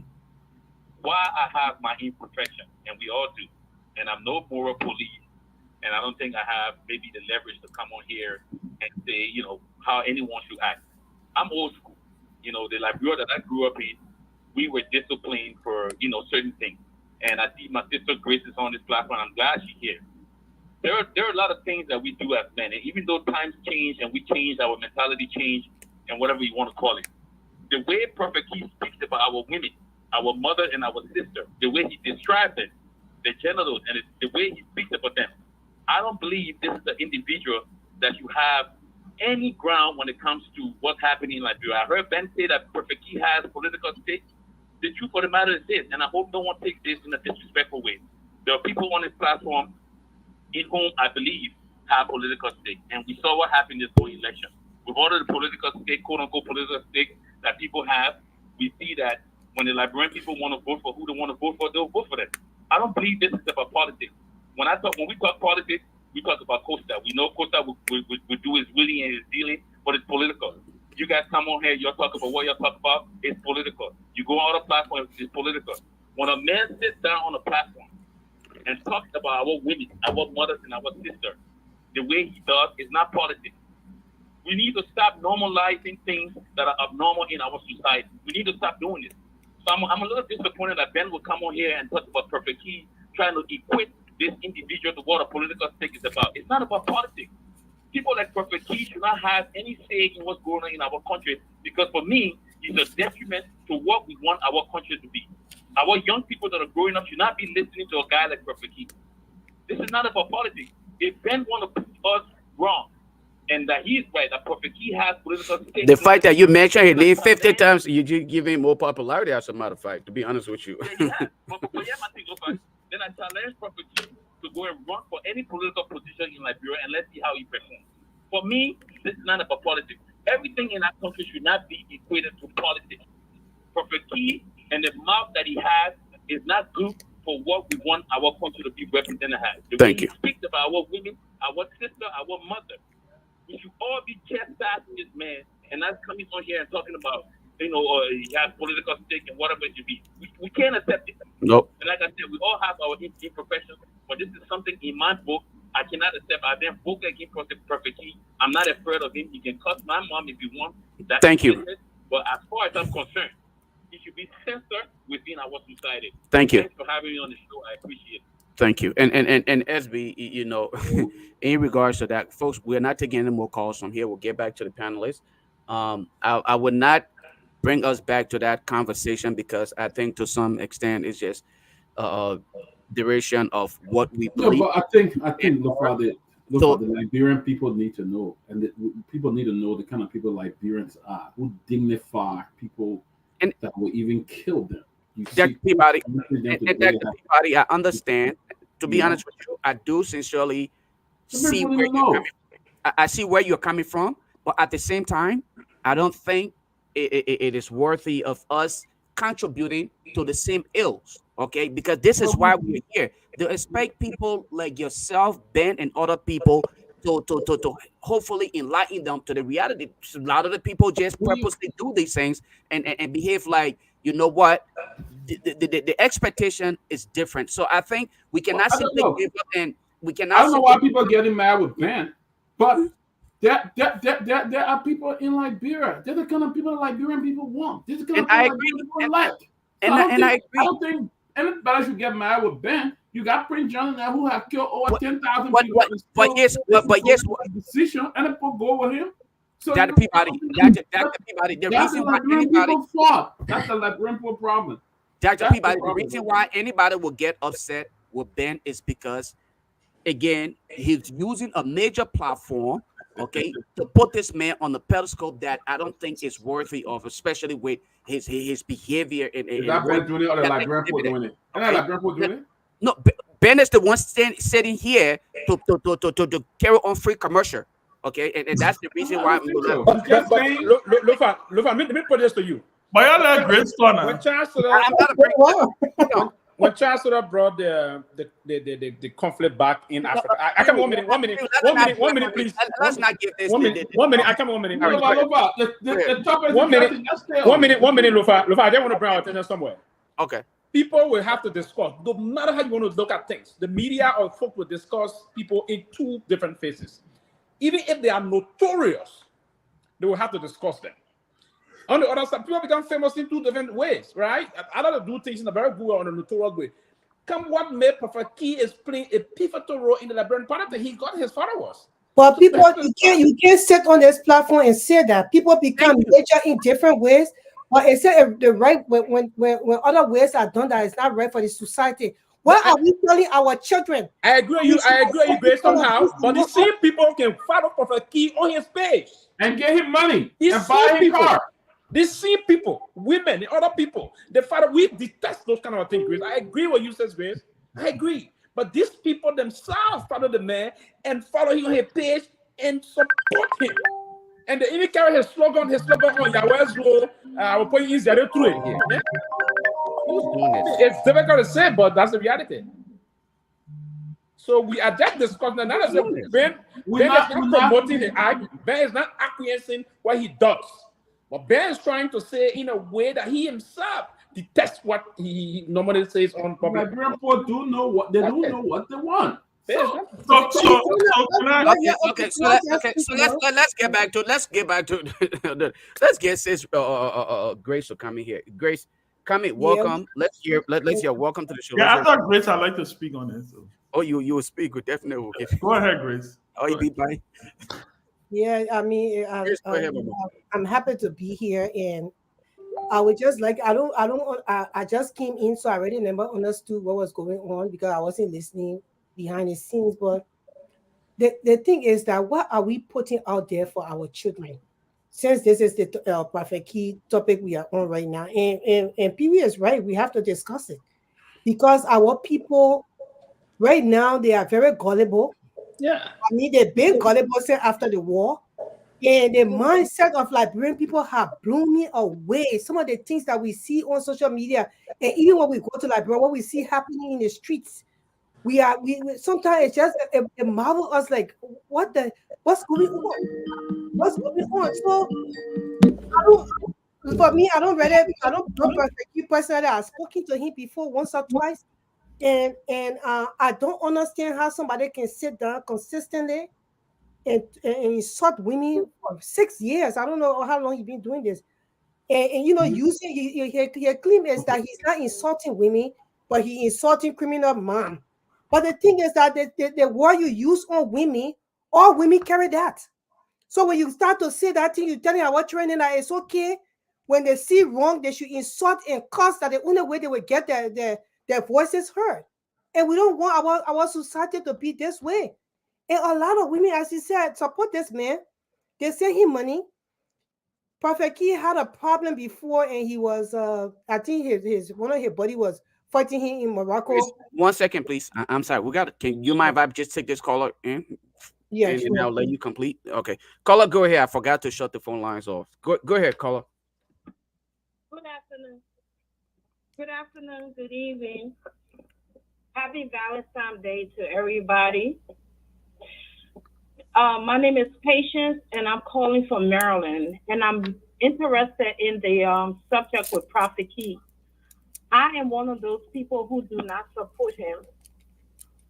And I'm sure most of you have seen the video that went around Facebook with Prophet Key insulting JMB mother in a very derogatory way.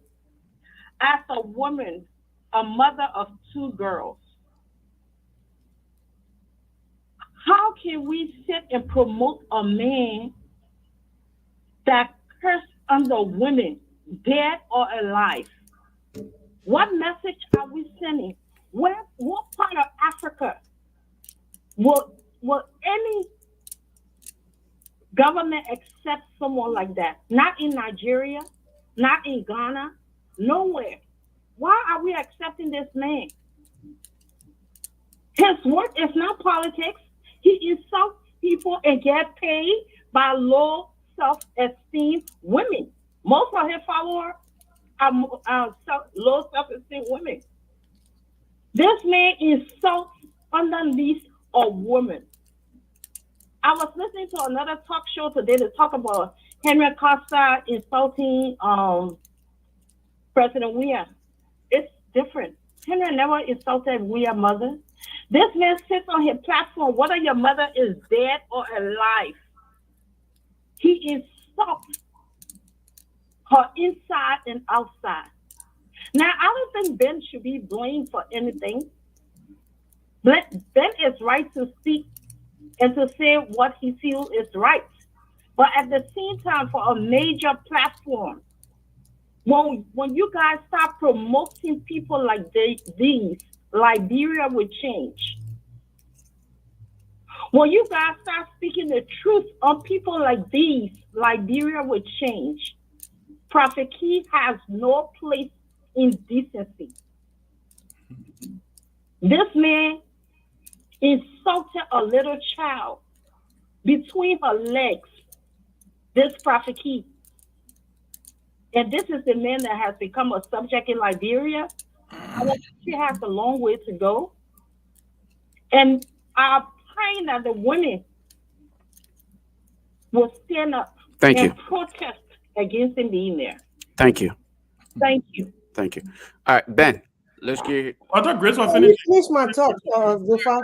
Let me shut the phone lines off. You see, for me, I came from a home, my mother was a single mother. I've never, any sibling of mine, you would tell you, never heard my mother say the word damn. It was not, we couldn't say anything. We couldn't even hear Sawatini in our household.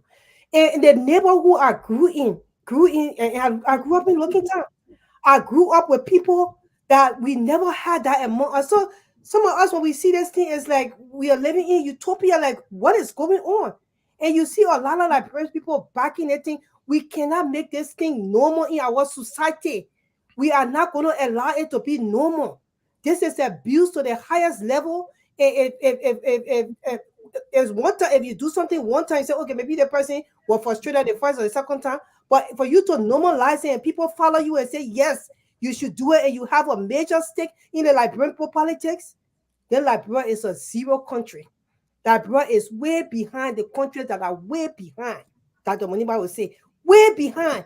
For us to take this thing and say we are promoting somebody who is insulting woman cuss. I understand when the people start saying, okay, he's not insulting your man, it's not you he's talking to, but all women have that same particular private part. So when you say for one person, it's like people cannot take it. And that's the part I don't get. I still trying to really comprehend and understand why people are supporting Prophet Key like this. I support him because he's a Liberian brother, but I don't support his behavior. So I am not going to stand by this. I'm not going to encourage any woman to stand by it. If you're a woman and you have respect for yourself, there is no way you can support this. Thank you. Let me say this. First of all, I was responding to Peabody when Peabody was giving the lineup of what he wanted. Well, he talked about the president thing, and then he said, well, also today in Liberia, Prophet Key arrived, and people were out welcoming him. Look, let me say this. I've been in this space now for a long, long time, very long time. I have gotten to the point where I know where our country is. I know what we want. I know what we don't want.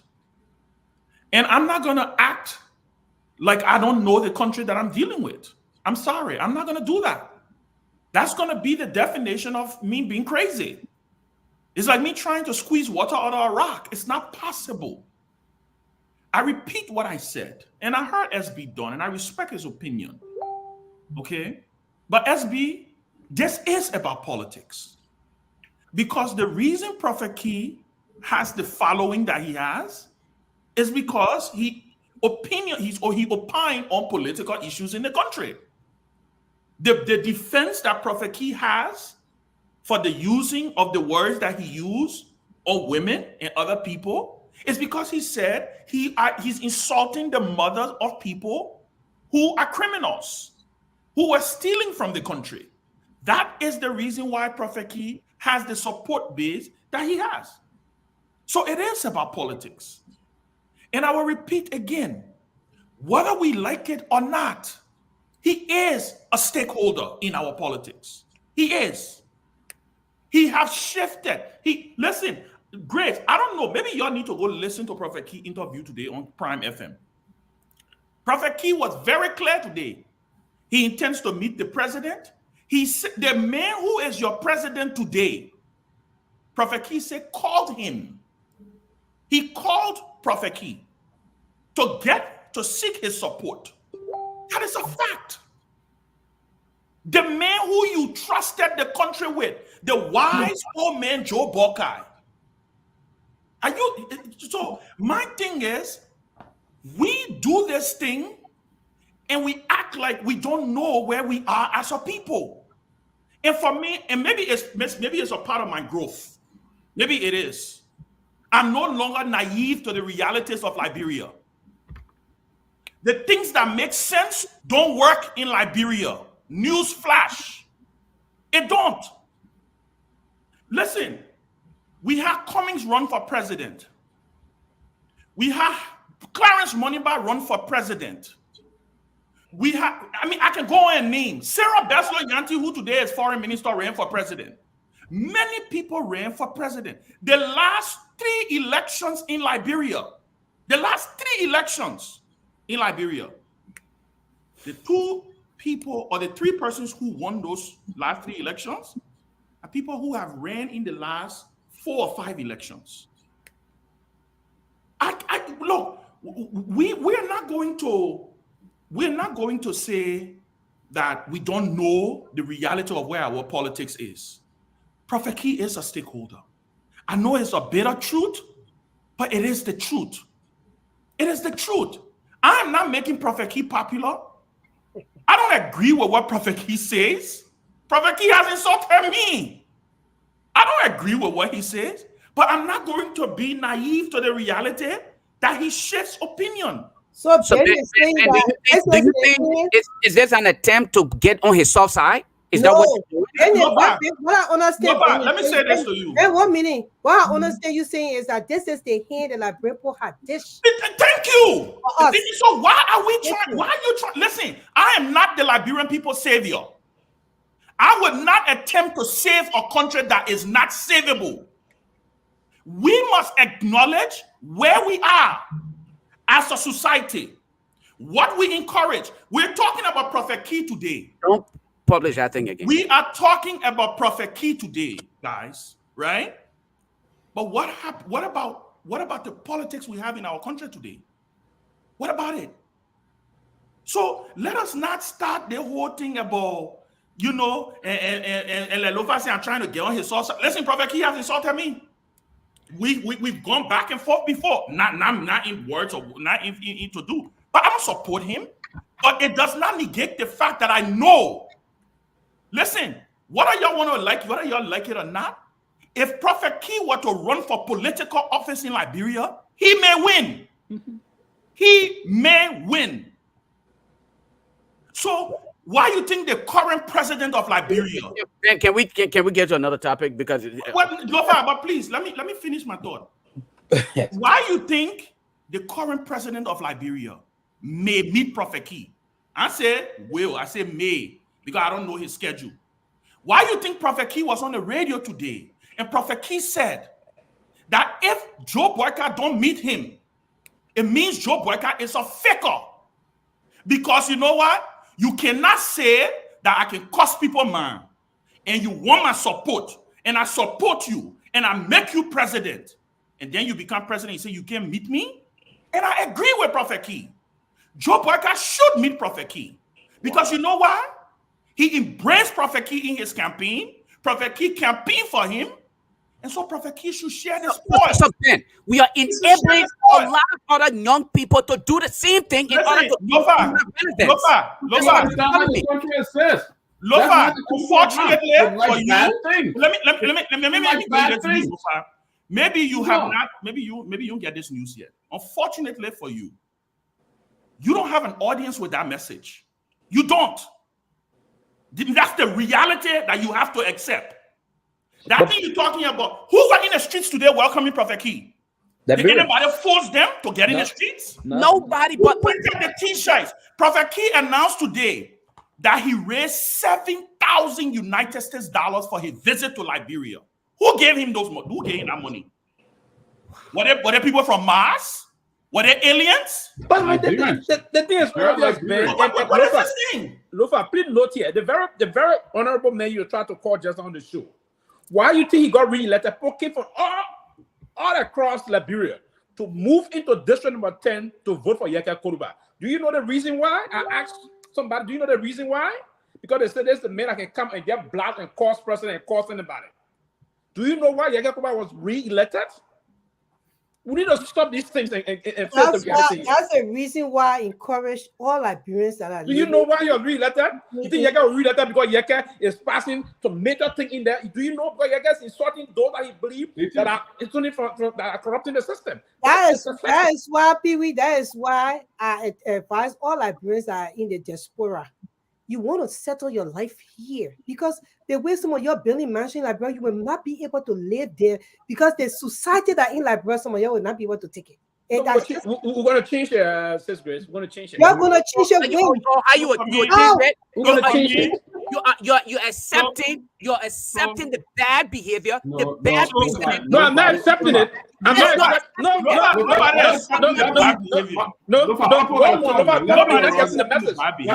getting this message. Can I come in? Your president Boyka. No one is accepting his support. But we know political leaders that ran in the race, like Dr. Maniba, when they called him to give money to Prophet T to support him, they said no. He was not going to take that kind of support because he has a mother, he has a child by a woman. So if your president can even encourage the Prophet Key to actually go and run his campaign, what is Liberia right now? I would say, and this is my last thing on this. This is my last thing before Robert come in, right? This is my last thing on this. I would say this.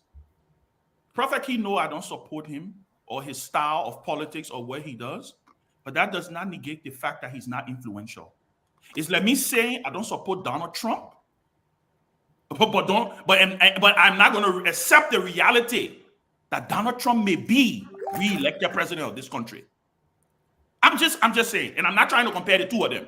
I'm just using an analogy. And I want you to Trump just back to Lofa and listen to back to you, Lofa. And guys, for me, at the end of the day, I have finally come to the realization that Liberia is what Liberia is. And I'm not going to live in my own world to believe that. Someone talk to Chairman. Oh my God! I mean, the people would do anything to be president of Liberia. So let me. Oh God! Maybe a gadget went up. Let me come in. Hold on, Ben is back. Ben's back. Yeah, it's in the back. Okay. Maybe Prophet Key interrupted man. Yo, you want to finish before I come in? I'm almost done. So I'm no longer going to look, guys. I know it's painful, but I say this again. For us to fix a problem, you must identify what that problem is. We cannot continue to do this thing and believe that we can sit on platforms and then we can't talk about. Listen, whether you like it or not, when Prophet Key comes on live, 1,000, 2,000, 3,000 people immediately go and watch him. Women share his show. There is something that he's tapping into. Maybe we need to figure it out. But I don't know. I'm not supporting him. I'm just saying he's influential and it's a fact. That's what I said. Let me say this. Can we take this down for a little bit, please? Because I don't think we discussed. Hold on one second. That's just a recent. I want us to jump to the next topic here. I'll bring you on, Robert. That's why I want us to really cut this Prophet Key topic short. I want us to go back to actual discussion that impacts lives in Liberia. I'm sorry, I'm not going to moderate. Lofa, let him have his opinion on the issue. Then don't talk. Let other people talk. Okay, but y'all go ahead. Y'all go ahead. Y'all go ahead and do that part. Can we? I don't want to talk about it, Lofa. Okay, I'm so sorry. here is what I will say. But, I understand where Ben is coming from, but I disagree with Chairman. And I don't like to disagree with my Chairman. I don't like to disagree with Ben. But I strongly disagree with Ben on this one. Ben, identifying the problem is one thing. Understanding where we are as a country is also one thing, right? The question is this our best? Is this what we want to be? When we talk about Liberia, yes, of course, Liberia should be for all. But when we talk about some of the most powerful voices in our political dispensation, when we talk about some of the most influential people in our body politics and public for that matter, does Prophet Key fit the characteristics of the individuals that we want our children, we want leaders to mimic? Does it fit that? So I agree with you. In as much as this is what we are as a country, we can say this is what we are as a country. We have identified the problem, but are we going to accept this problem? But have we identified the problem? This is the Liberia that we want. Absolutely not. But have we identified the problem, Robert? It seems like we have. We know what the issue is with our country. The problem is the mindset have got to change. Okay. And that has to do with our electorate as well. The mindset have got to change. Someone just mentioned here Yeka Koluba. Look, I have major disagreements with him, and I made that very clear when he appeared on this platform. But when the reaction that I've been hearing from Prophet Key, from Liberians, it breaks my heart because it speaks to something that is fundamentally wrong with our society, that we must, people who know better, people like yourself, people like Dr. Peabody, people like Grace, people like Sylvester, people like Lofa, and many other men and women who know better must speak up on these issues. Prophet Key, yes, he's popular. Yes, there are thousands of people who go and watches him. What is the subject? We know that there are programs on this very social media that are substance based. Some of them have 100 followers. Even this very platform, we got 4,000 followers here. But when Prophet Key comes on, he discusses nothing but my and Pat costs. But he got 13,000 followers. What does that mean? Does that mean the more the follower, the more influential he is? We gotta be real and serious here, man. Those who follow Prophet Key follows him for many, many different reasons, and that's their business. But we can't define influence. We can't define some of the most powerful voices in our society just based on the number of followers and folks who follow them and who watches them. It's very clear that Liberia is 90% less busy. I have no doubt that if people had work to do, I had no doubt that if men and women had to feed their families and had to wake up in the morning to go to work and then come back home, get ready for work the next day, I have no doubt that they'll have less interest in who Prophet Key is. Who can look? The men were passing with someone at old BMW in River City. Everybody's staying on the road. Are you kidding me? What is this? So that's why has mental illness.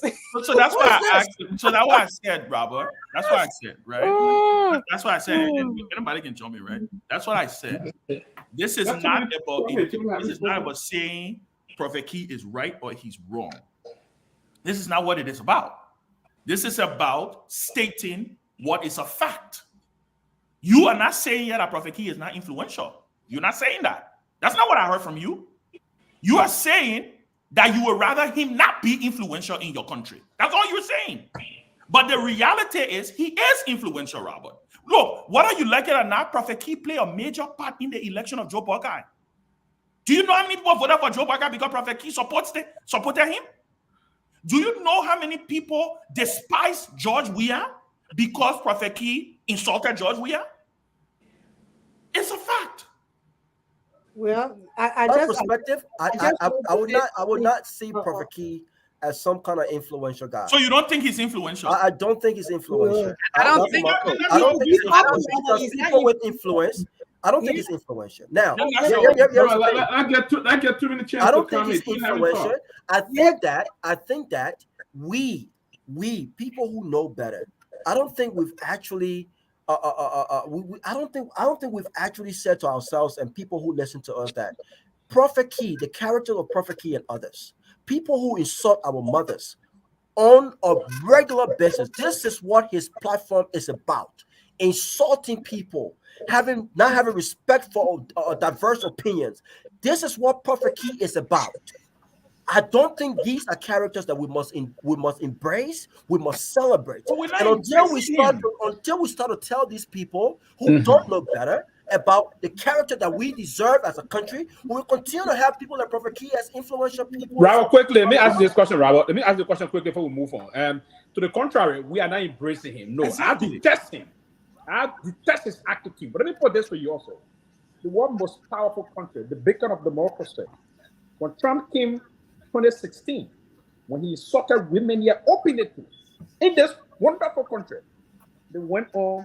I didn't want you to just speak to that a little bit. No, for the record, I'm one of those I've seriously detested, and I know from Ben also detested, but Ben speaking to the unfolding reality in our country. That's just the reality. What I'm doing. Let me answer you concerning Trump now. Come again, back to the issue about Trump. Trump himself insulted women, talk about right the same way. So, and Lofa, you are just sounding some. I wanted to put this back to you.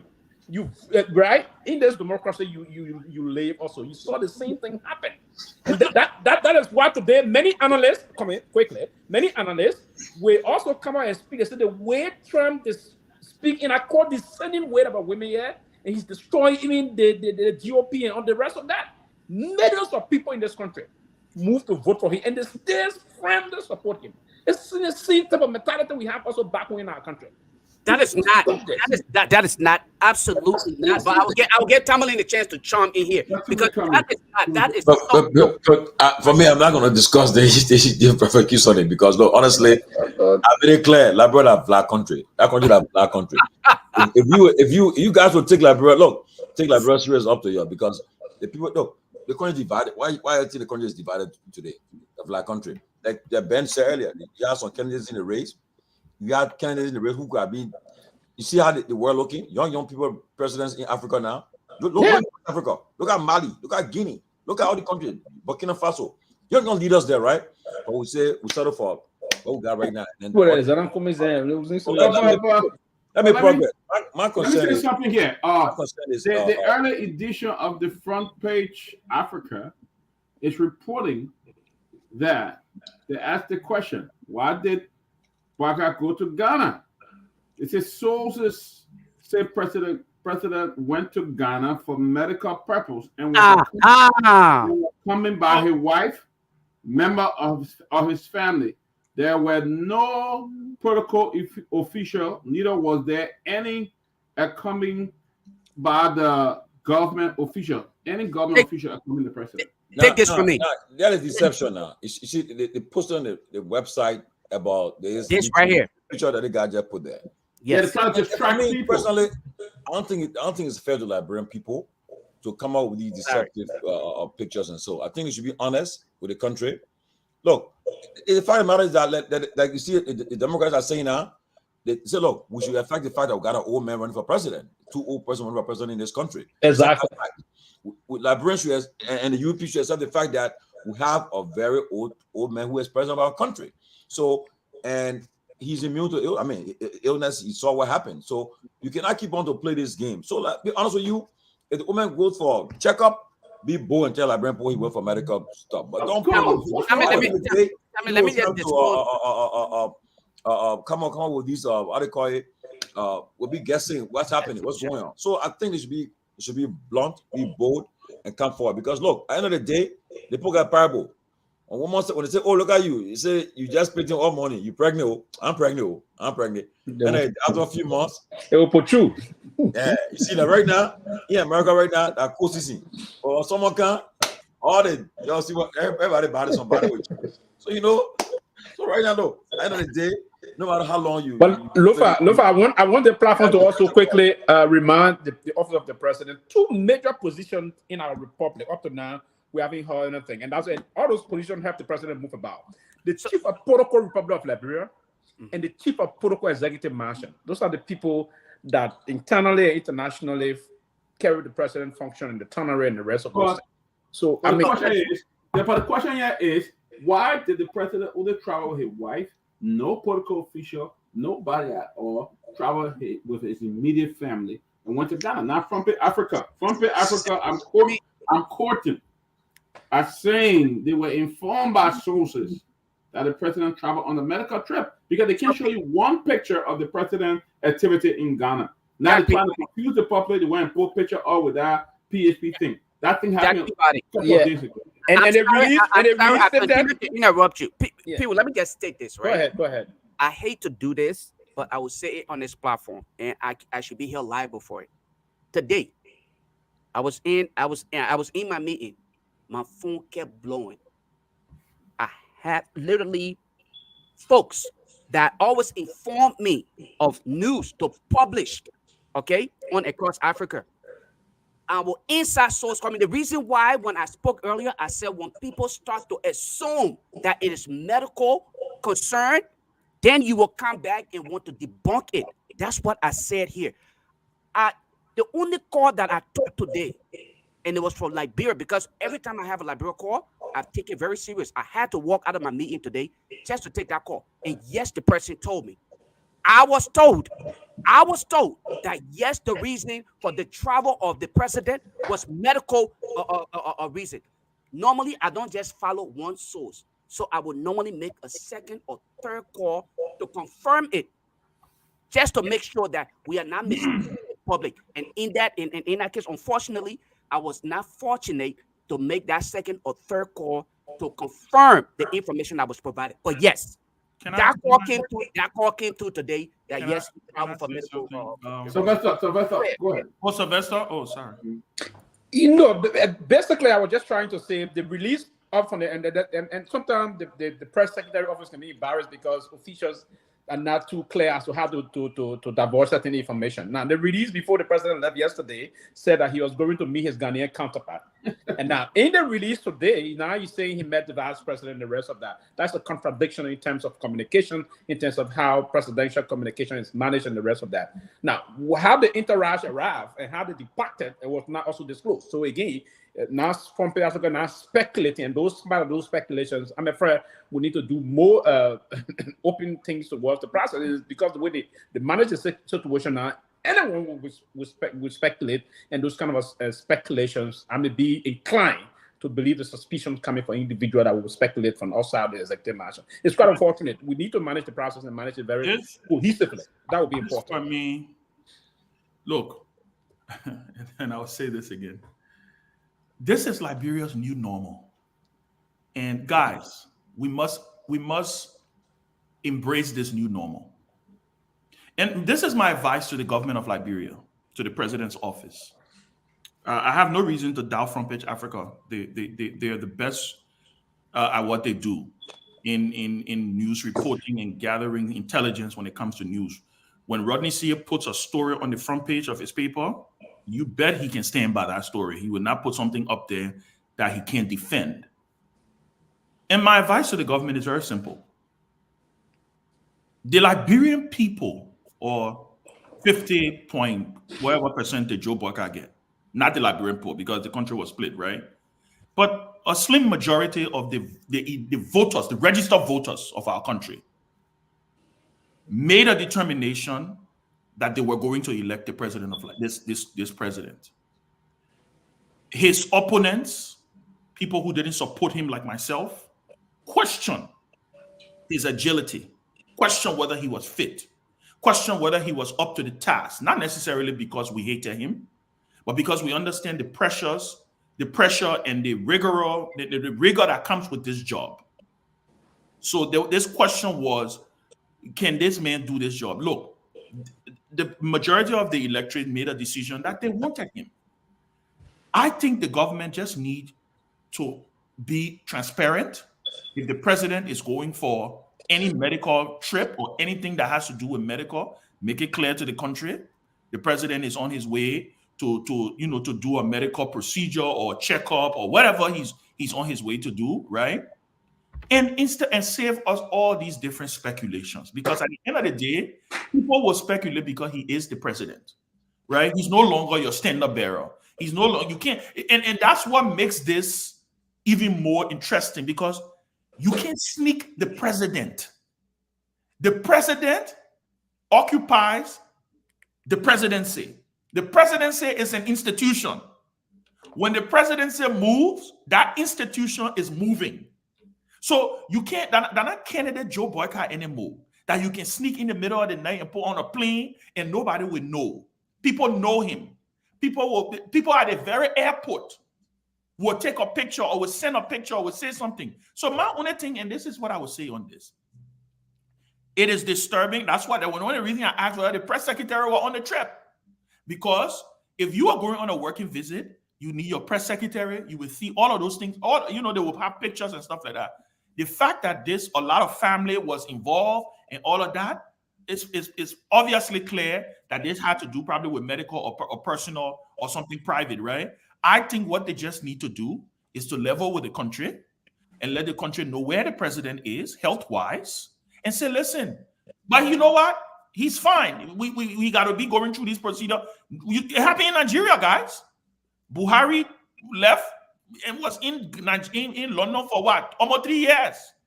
His vice president ran the country.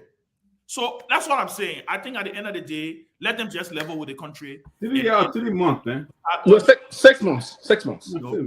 Oh, 6 months, right? Yeah, 6 months. Yeah. So is this a cover up? So guys, though, is this a cover up for that medical issue that they published this on the eMansion website? The SPX? Yeah, they just published this story today. Now that we're talking about it. They just posted this. Last week. Now you publishing in the day. But they just posted it on the website again. No, so this is meant. This is a distraction. Yeah, that's what I'm saying. That's the level of deception. Anyway, guys, go ahead. Let me not take everybody. No, go ahead. This is a distraction. Go ahead. And like you all said, gentlemen, Grace, like I said, this is Joe Boycott's first visit out of the country as president. This should be news. If this was not a private visit, whenever a newly elected president takes the first visit out of the country, it's news. You want the country to see him in the pomp and pageantry. You want the country to see him taking the 21-gun salute in Accra. In fact, the president of Ghana will go to the airport to meet the president of Liberia, because that's his first visit. I remember George Weah's first visit out of Liberia. I remember Ellen first visit out of Liberia. I remember Taylor first visit out of Liberia. And there was nothing private. It was nothing under the cover of darkness. So the manner in which he left, though. It's not private. It's a working, so not a private visit. Yeah, but you see, I just got a message from one of the key people in the Boycott administration, and the person is concerned. Listening to the program is concerned. This is a serious issue, though, and I don't think they handled it the right way. They should have. Actually, you cannot. The way in which they did the visit wasn't fair to the Liberian people. And then number two, there are no pictures to show that these visits, what happened on the trip. You can say whether it was paid for by Ghanaian government, whatever the case. Yet and still, the president is the property of the Liberian people. You should be aware wherever he's going when he leaves his country, he's taking state security and other people with him. So I think they don't handle this the right way. I'm hearing there was a Ghanaian concern about it, but I'm hearing a Ghanaian military jet that even took. Like I said, like Ben said, they should be clear with the country. Look, because if you don't do it, this speculation will continue. We will not even good 30 days yet. It will continue to be having speculation all over the place. And one of these days, they will fall on their feet flat. You can't do that. And so what happened? They kept with this thing throughout the campaign. On inauguration day, before the world. So what happened? They embarrassed. They had no choice, nothing to say again. But just to say heat exhaustion or whatever the case. So I think, and we have obligation to talk about these things. We cannot hide it. We cannot play games with it. Be honest with it. Right now, you can't carry the microphone in front and then tap UP person to defend it. They will run for the microphone right now because they are all concerned what's happening now. So, guys, look. But this is a serious. No, you're right, Judge, because if there were any other thing, we would have seen pictorial evidences all over the place. And part of that, again, the fact that there's no pictorial evidence and the rest of that. Yeah, I mean, they should show it. It's something constraining. But Again, again, if the president travels, the president does not do a secret visit. So that's the president of the republic. So there's a lot of things that is opened up by the presidency and the rest of that. Great. Let's get Christian. Let Chris come. Yeah, the thing is that Joseph Boakai ran his campaign on deception.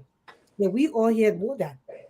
Everything they told the Liberian people from the get-go, it was all lies. And even one of the staunch people that already brought Joseph Boakai to life, which was Costa, came back and started to tell Liberian people that the things that they lie about and things that were said and things that were done, the Liberian people still say they agree. The man never even have a well-built-up website to tell the people the plans he had for the country. Last minute to time, I think 3 months to the election, then they started to push other candidates or goals and plans for the country, started to add it to the Boakai website to make it the load that he happened. So he was not prepared for this, number one.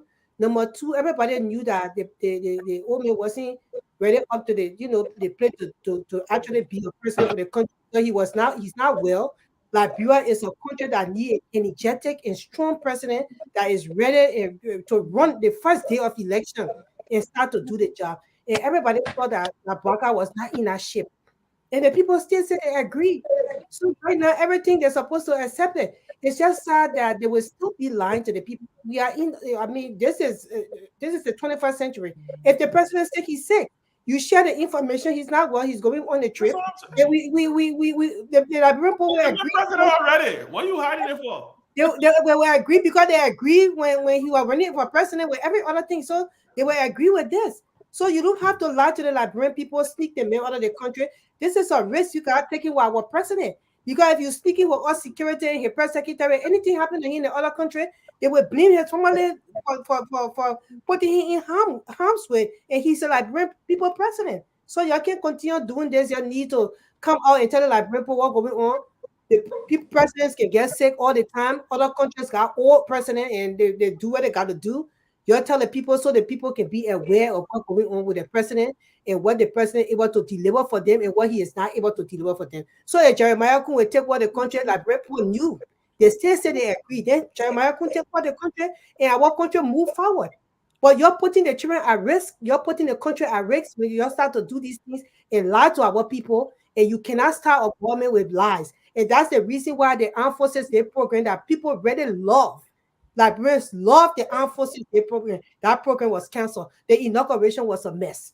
I mean, everything. The first 100 days is just going into whatsoever the case may be going into. But if the Liberian people right now, they are just in shock that, okay, all these things we expected. That's why I want to hear people can say you should manage your expectation. Because all the things you expected is not going to happen for you. And you need to manage it. We're just saying that you're pleased. If the president is not feeling well, he's going on a medical trip, the Liberian people deserve the right to know because he's the president of the Republic of Liberia. Thank you. So, Grace, quickly, you wanted to say something. Grace, you wanted to say something, and you stop. And the same thing, you wanted to say that the whole thing was going easy at it, then you stop. I don't want to use that word. Okay, I see. Then you stop. I don't want to use it. Yeah, you almost said it. Let me just another Trokong Badu and Eugenia Green Red for their contribution to the program. So I mean, but let me just come here. I think we should be running out of time, so we can close early today because tonight is Valentine. No too many is willing to go on date and Ben and Julius. He texted me. Also, my wife got the call and the fever. So I'm hearing one of your panelists on Spoon TV, Jackie. So she didn't come here to support. I beg you. Trying to help Jackie just informed me. She just informed me that she will be returned to the show next week. I'm start backing Jackie, man. She just texted me, everybody. Man,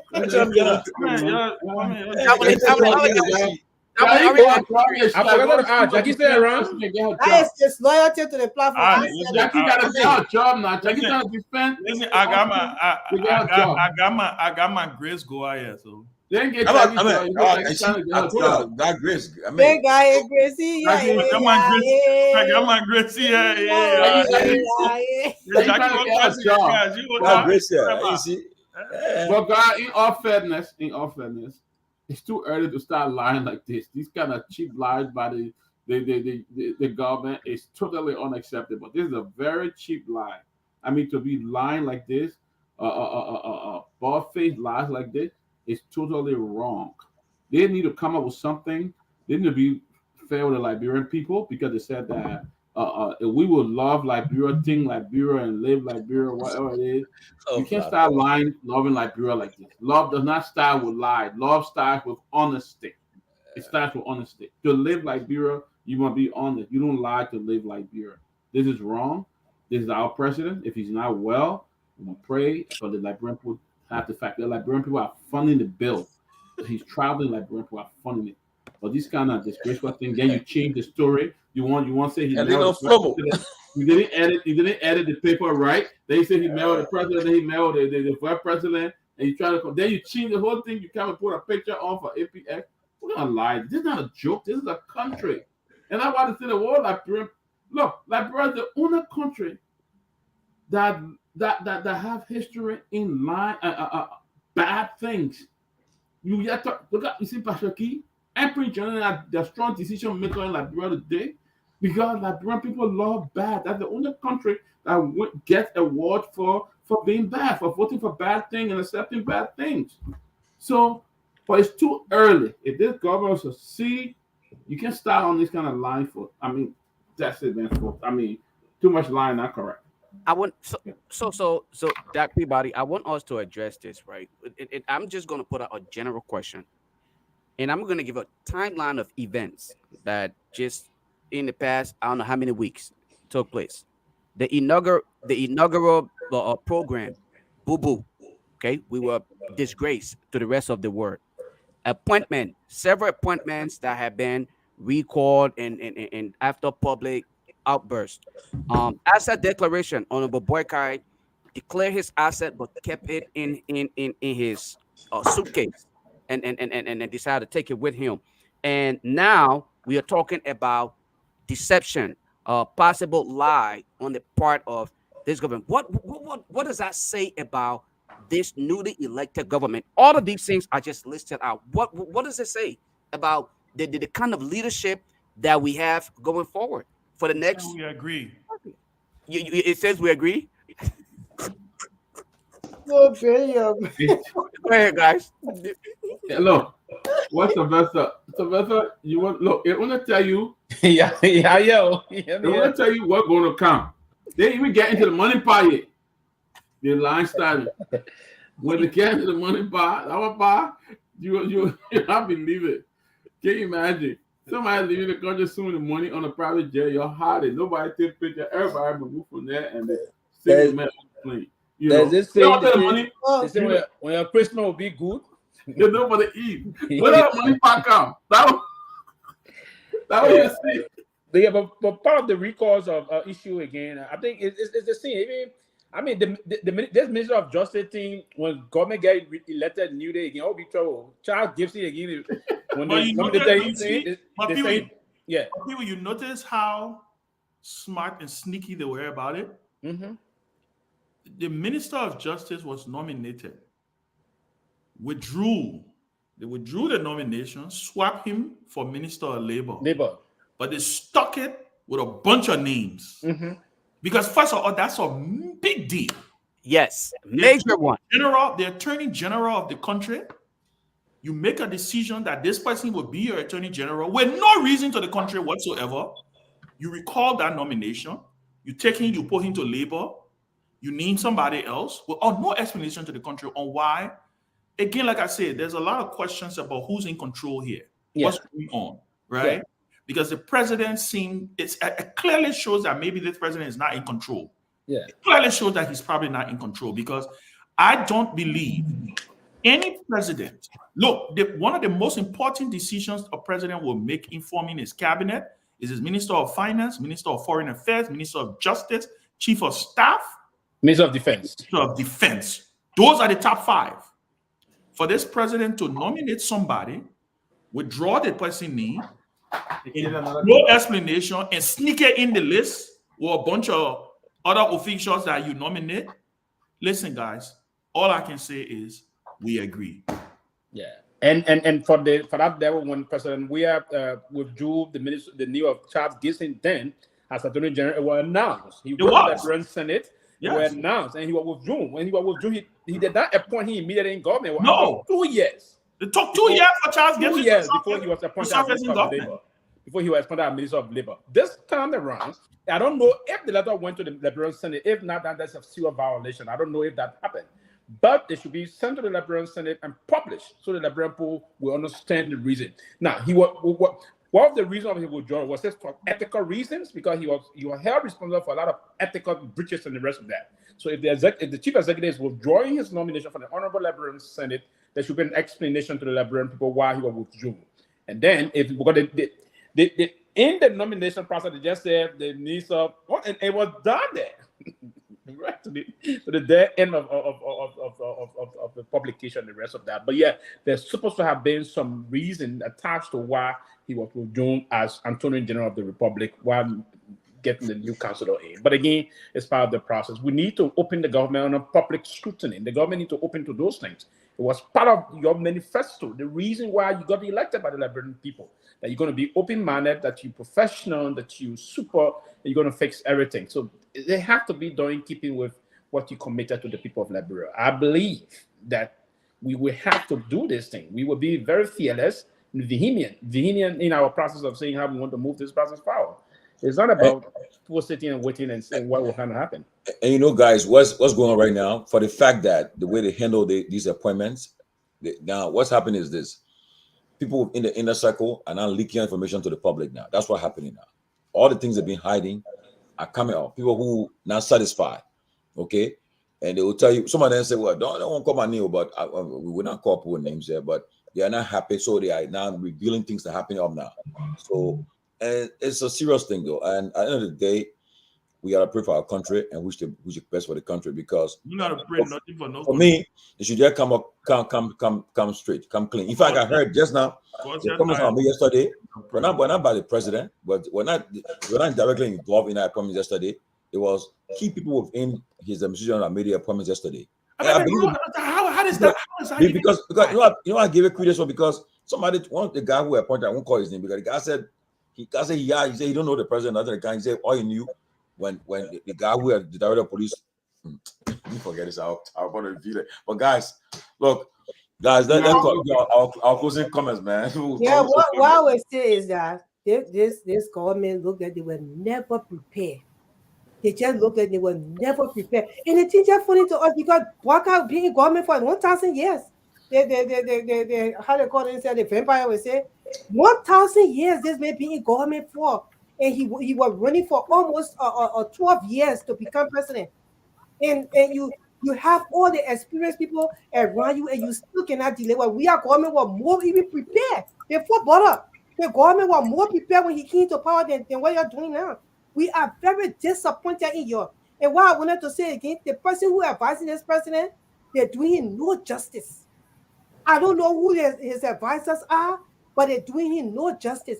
And like the president don't even know what's going on. It looks like he's not even he's not even appointing people that just getting the names. Oh, this is what's going on. We need a person, need that person, and he just agreed to it. And when they put the people out there, the people who even giving him the needs are not prepared themselves. So it's just it makes the country look very mediocre. That our country start to look simple. We look very cheap in front of the rest of the African countries around us, because other people watching this and they see what's going on, and it's a shame to this government. All the people that left their jobs here and got behind this government and told their families they to vote for the people in Liberia. It's a shame for this thing to be happening, because y'all went there, y'all were not even prepared. All the nonsense y'all talk against you ain't even able to deliver half of what he delivered in his first 100 days. And it's so shameful for us to come and say this, because we were really never in favor of our government. because especially for the human rights abuse and the rape and abuse against women and children. For us to come and say this today that we are government were more prepared in the first 100 days than you people, it's a shame to you. And all the education, the experience your team you have, you cannot deliver to the Liberian people. Why you did this to our country? We want to know. Because of job and money that you wanted to go and steal in Liberia, that you cannot even make it because you're not qualified to make money here and work. You ran to Liberia in a drove. We saw some of your own picture was shocked. And I will give it to you today because I'm really, really disappointed in you. That I bring trust, that I bring trust in you. Yesterday, Valentine's Day, please calm down, great Valentine's Day. Man, I let him talk about. That I bring trust in you. We who did not believe in you. We say, oh, we okay. We think that I bring trust in you. We stay with you and say, okay, they papa should be. And you came back with the first 100 days. You cannot deliver to our country. You're making our future generation or children, their future is I mean, it's just great. We are very, very disappointed in you. We are. Your got behind Bwaka because you wanted to use your popularity and go and destroy Liberia. Instead of you put 45 people in, you're putting your friends in, and you will not succeed in this government. And that's why I know this government will fail. Let me just newsflash. Ben said, this government will fail great people. Period. That's what Benny left, beautiful. If I let me do my closing right after my get grades, I beg you. I just want to pick up from where she stopped. Listen, guys. I told you I got my grades. Then you have to start from newsflash. I got newsflash. I got my grades. I'm telling you, I got my grades. You'll be talking about other people here or the platform here. Let me tell you this. I've said this and I will continue to say this. This is our new normal. I am not going to sit back and cry or feel pity for Liberia. I'm not doing that anymore. I'm not. I'm serious about it. I'm hoping that we will get it right at some point. But hey, generations try, they falter. Somebody, maybe our children will pick it up, they will move it, right? I will say this though. Grace, you struck a point. In 2017, after the elections, by the way, George Weah had only 2 weeks to plan his transition. 2 weeks. The election of George Weah was delayed because we, Liberty Party, went to court. Mm-hmm. That election was not held until December 26. George Weah got announced president December 28 after the runoff. He had 2 weeks to plan a transition. On the day of his inauguration, he announced 5 cabinet ministers, his big 5. He also issued an executive order to state that certain ministers from the Salif government should hold over. He named Eugene Nambe, George Weah. There were a few of them. Eugene Nambe, George Mire Bro. There were a few of them that held over. Yeah. In that executive order, also stated that directors of HR, because according to the executive order, when the president leaves office, all his cabinet, all the cabinet is deemed resigned. Exactly. So members of the human rights, the human rights director were holding up the portfolio. George Weah went on to form his government. Guess what? We all agitated. We all agitated. But Joe Boyka got announced. He knew he was president even before NEC announced that he was president, because Joe Weah called him. But we also are forgetting something. After he got his announcement, he came to America. Thank you. He spent almost 2 weeks here, 2-3 weeks here. Lamin said he postponed his certification. The symptoms are following. I am not going to cry. Liberians, we must brace ourselves, because at the end of the day, we want President Boyka to succeed. I've said it over and over. I want him to succeed. I want him to, because we can't waste another 6 years. But I think they should come clean to the country. Let the country know what's going on with the president, because like I said, it clearly shows that something is not right. Something is not right. There are just too many pieces to this puzzle that is missing. And so I pray that for his sake, for the country's sake, that they level with the country and let all of us just accept the reality. Because like I always, like they said during the election, we agree.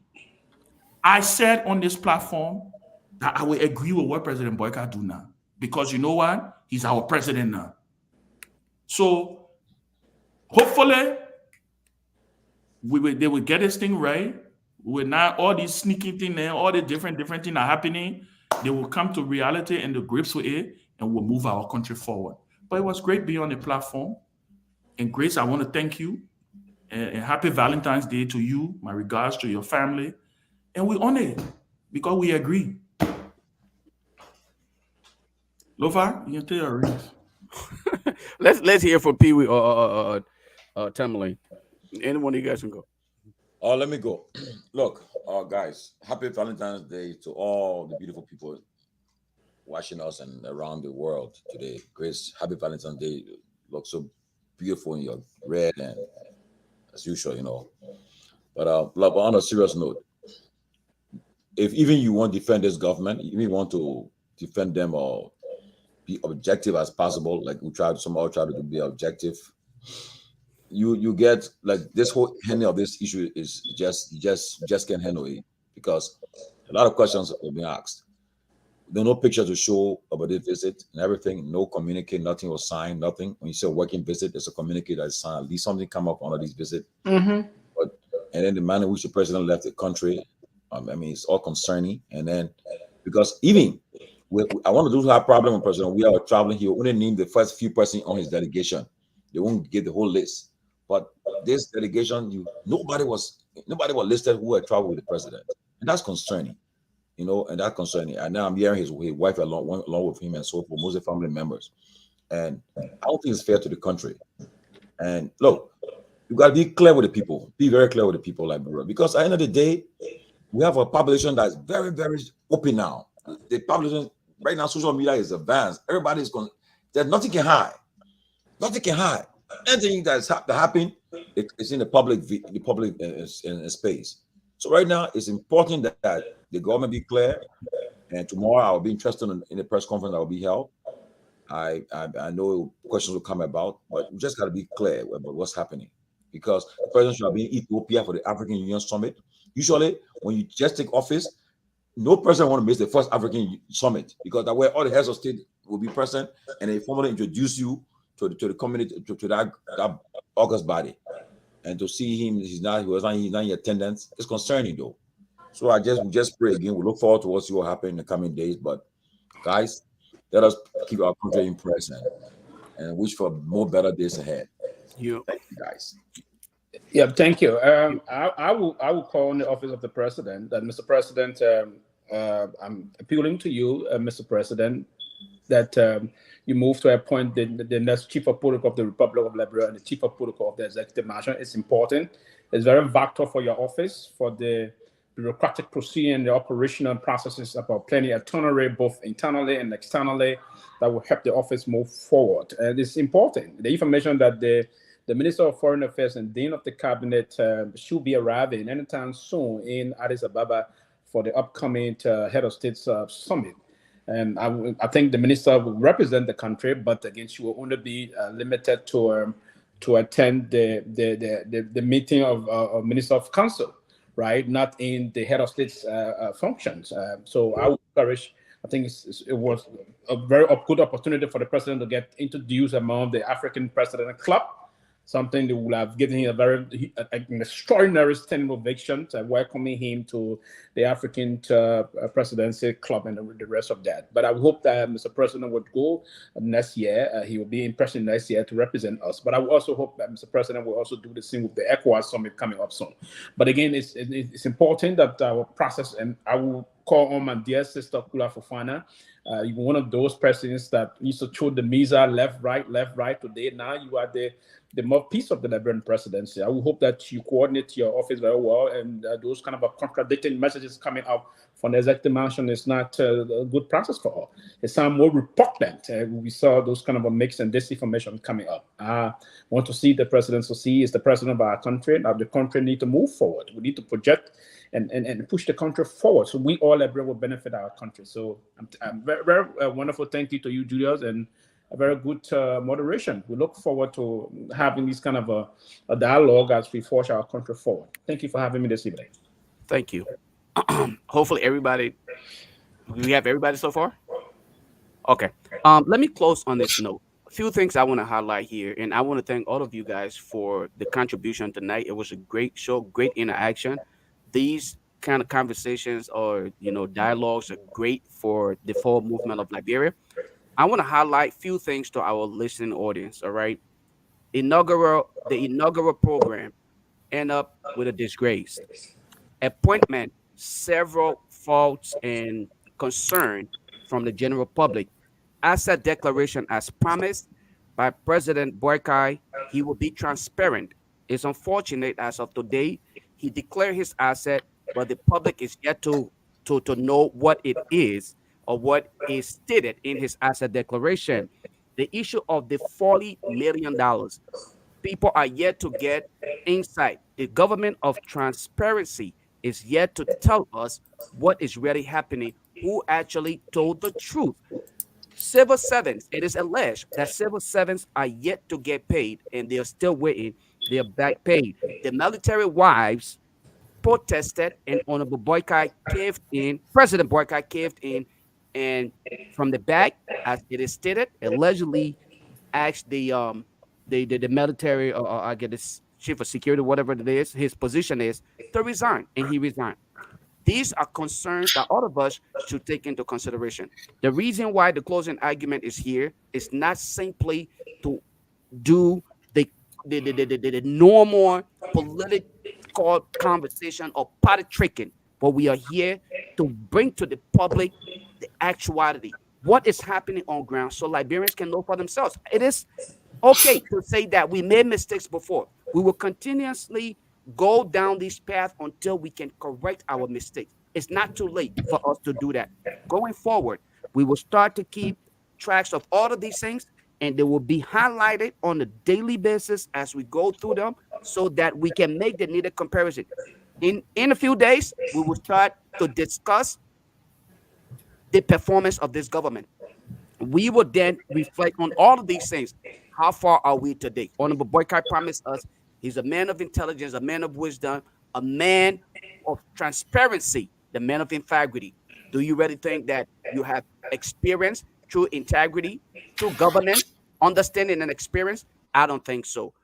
From my side of politicking or governance, I can say to you, thus far, this government has failed miserably and is on the right track to fail even more than you can imagine until they can actually fasten the belts and move Liberia forward in the right direction. I would say to you, Liberians should not keep their hands.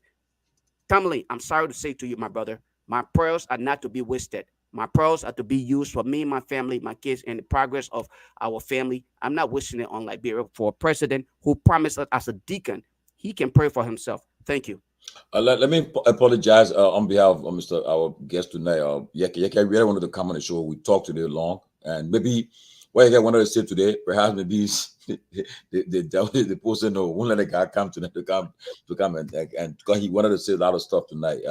Hopefully we'll get him on. Maybe if he want to come on tomorrow, we'll find a way to come on tomorrow. If not, maybe another time. But he really wanted to come on. He and I talk on the show, and he had problem with his network. So perhaps he come on the show. Maybe we'll be on different news tonight. But let's recognize So Ayuba Sharif for his generous contribution. I want to thank you, Ayuba Sharif. Thank you. I said, look, guys, I don't know what I stopped seeing I gotta check. Maybe you guys, I hope I'm answering black me, but where's Martin Colley? I stopped seeing him. Martin Colley decided that he's going to take a break. Definitely let Salon. It's not a dig. It's he. Listen. I think. Look, and I'll say this briefly. Martin had so much. He put so much into getting Joe Boykai elected, and I think he felt that with the whole Sarah Besler Yanti thing, right?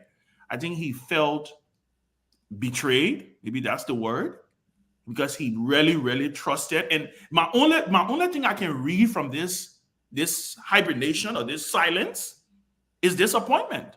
Is hey, and we live and we learn, right?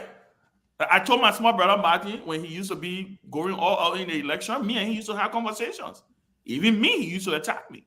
And I always used to tell him, Martin, that fire you got in your belly, I once had that fire in my belly.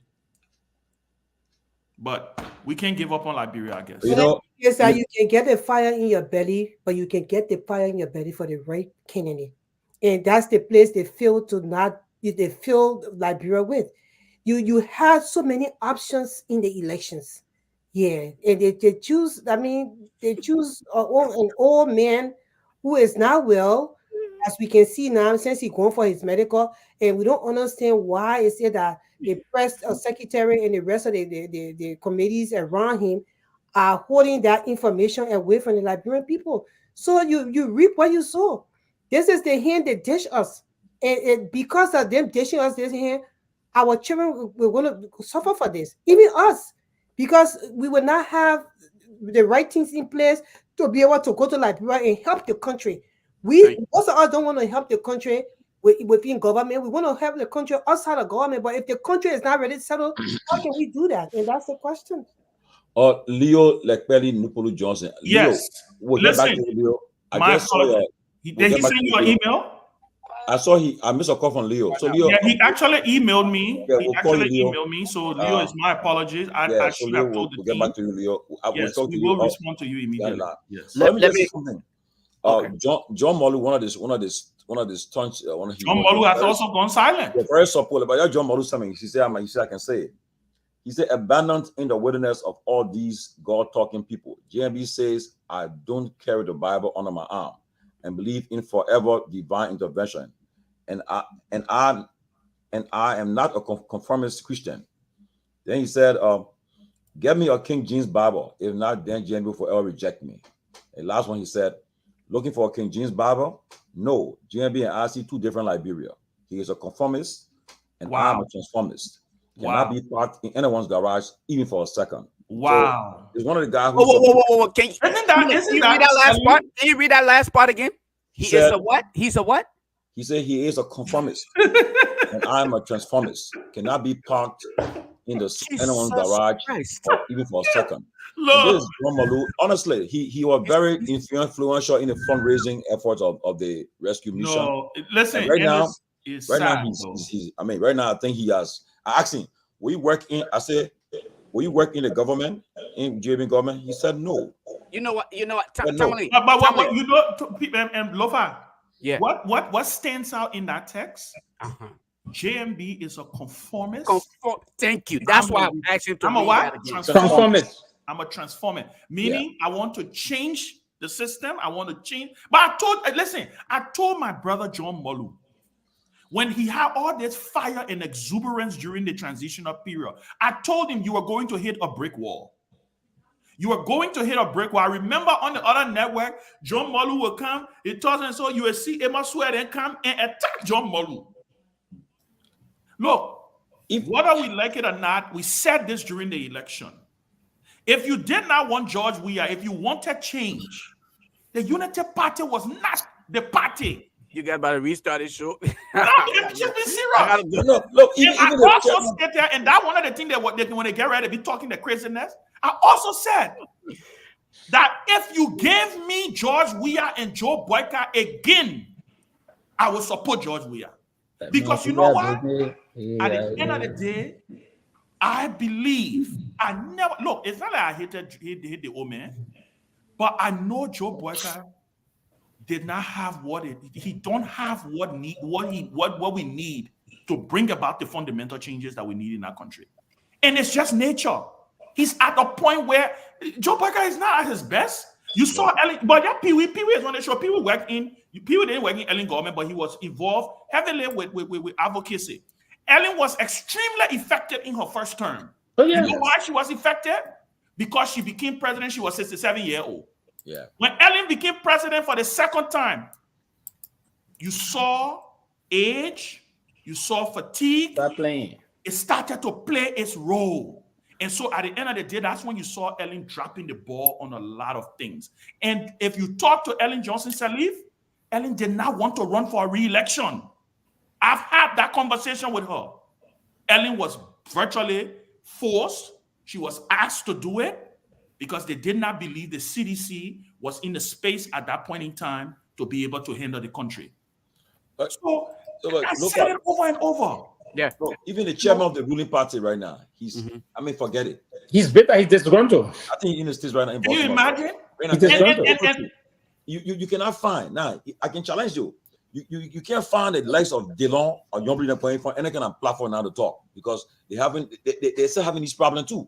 Okay, to come in on a platform to say, well, I will engage the Liberian people right now because they made a case. And now, right now, what's happening? It's just a matter of trial and error on right now because nobody knows what's happening. Yeah. So when the country, nobody knows what's happening. Too many. I work with the former Auditor General. I work at the level of that text is very telling, though. I work with John, and I know John Molu. He's a very he's straightforward, and I can say this to you. But again, and I predicted the process immediately after the elections. I knew that there were going to be some problem because the line John were going to take, and versus the line the rest of the folks were headed for. I knew that there would have been a collusion course in no time. But again, that's the kind of a thing we're going to see. We're going to see Lofa prepare for this kind of thing. Lofa, before I take lead, Lofa. Look, I'm saying this. I'm saying a warning. Those who in the government who getting appointed, the news I'm hearing, if any one of them, your hands are caught in a cookie jar, I would we'll drag you. Honestly, we'll expose you. We'll bring a document. We'll put it up here, and some of them will be out of that place quick. And honestly, in the news we're hearing already, that we're getting already, is troubling. And by the way, let me announce the Minister of Commerce will be appearing at our show sometime next week. Let me just announce it. Thank you. So I'm glad you mentioned the Minister of Commerce coming on here. I believe every letter or word that you just read to us from your text, right? But you know what I'm not going to do? I'm not going to buy it. I'm going to say, I want to hear from John Molu's mouth. He sat on platforms and made the case for Honorable Boycott to be elected. He shouldn't sit in the back and try to use other people to make his case or pretend like he's a victim here. Let him come out the same way he was courageous enough to raise funds and make the case for Honorable Boycott. He should be courageous enough, if he considers himself a man of integrity, to openly disagree with him instead of sitting in the back and sending these. We can send invitation to him. I think the invitation was sent out. It's still standing. I told him it's still standing. Okay, he continued to push the invitation. So what you read, I can just say, why the truth that I believe what you read came from him. I want to openly say, John Molu's daughter or son probably used his phone that day. So let us not believe what was stated. Let's wait till we hear from him. Out of his mouth, he was courageous enough to sit on major platform to propagate the message of Honorable Boycott. He should be courageous enough and a man to come up and disagree or make this statement, not to send you text messages. We will not move Liberia forward in such a way. Let him courageously come out here on this platform and make the case the same way he was courageous enough to go out there and make the case. Folks, for those of you who follow us on YouTube, for this level of, followers on here, almost 1,600, and our YouTube channel is just 43 subscribers. Please do better. Like the guys, let us continue to share the show and support the closing argument. The Cash App is right there. Let's support it. It's not working. It is working. It's No, there. it's working. It's actually on right now. But on what name? Because closing it is on the closing argument. They're not subscribing. Okay. There are two of them. Yeah, because I'm trying to get myself. There's Real TV, real channels or whatever, and then there's the closing argument. Real channels. Real no, TV. but here's the thing though. I always pin the link over here. Yeah, you can ping it. Right. I always put it over you have to turn on your notification. Yeah. Let subscribe people. And turn on. Just click it and then turn on your notification. Right. Just go to subscribe. Turn on your notification. There's a bell. Click on the bell and just hit all videos. So by the time the thing come on, it will just automatically give you an alert. So is it the closing argument Liberia? No. But here, But here's, that I'll, was send you, I'll inbox you. Send me a message. Let me inbox you the link. So I you sent can you go a and message subscribe. with Julius already. I sent it to you. You did? Yeah. Okay. I'll look at On it. Messenger. all right. Okay, y'all All right, have guys. a wonderful Valentine's. Y'all try and It's get your called wedding Real, gifts. it's called Real Television. Real Television 3. That's one. That's one of the channels. Okay. Real Television 3, the number 3. And then there is the closing argument also. Right. And then the closing argument Liberia. It's on several platforms, YouTube platforms. You crazy. Yeah. Is a crazy dude. Somebody said, I hope your check not coming through. Yo, come here, I and wish check that. that one. That's my mom. I mean, happy birthday. Somebody said, I hope your check not coming. All right, guys. All right, guys. Have a good night.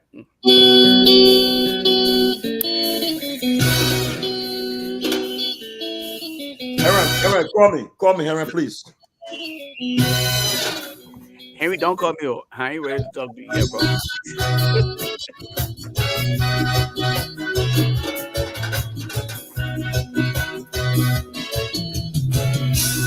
And I'll tell you, on that note, this I would like to call it a day. It has been very fascinating, educative, and informative. Yeah, on the closing argument. 16 minutes up to the hour, 1 o'clock. Thank you for following. Thank you for always following. Join us on Friday for our weekend presentation. I have been here. My name is Henry Jara. Do you have a pleasant good night?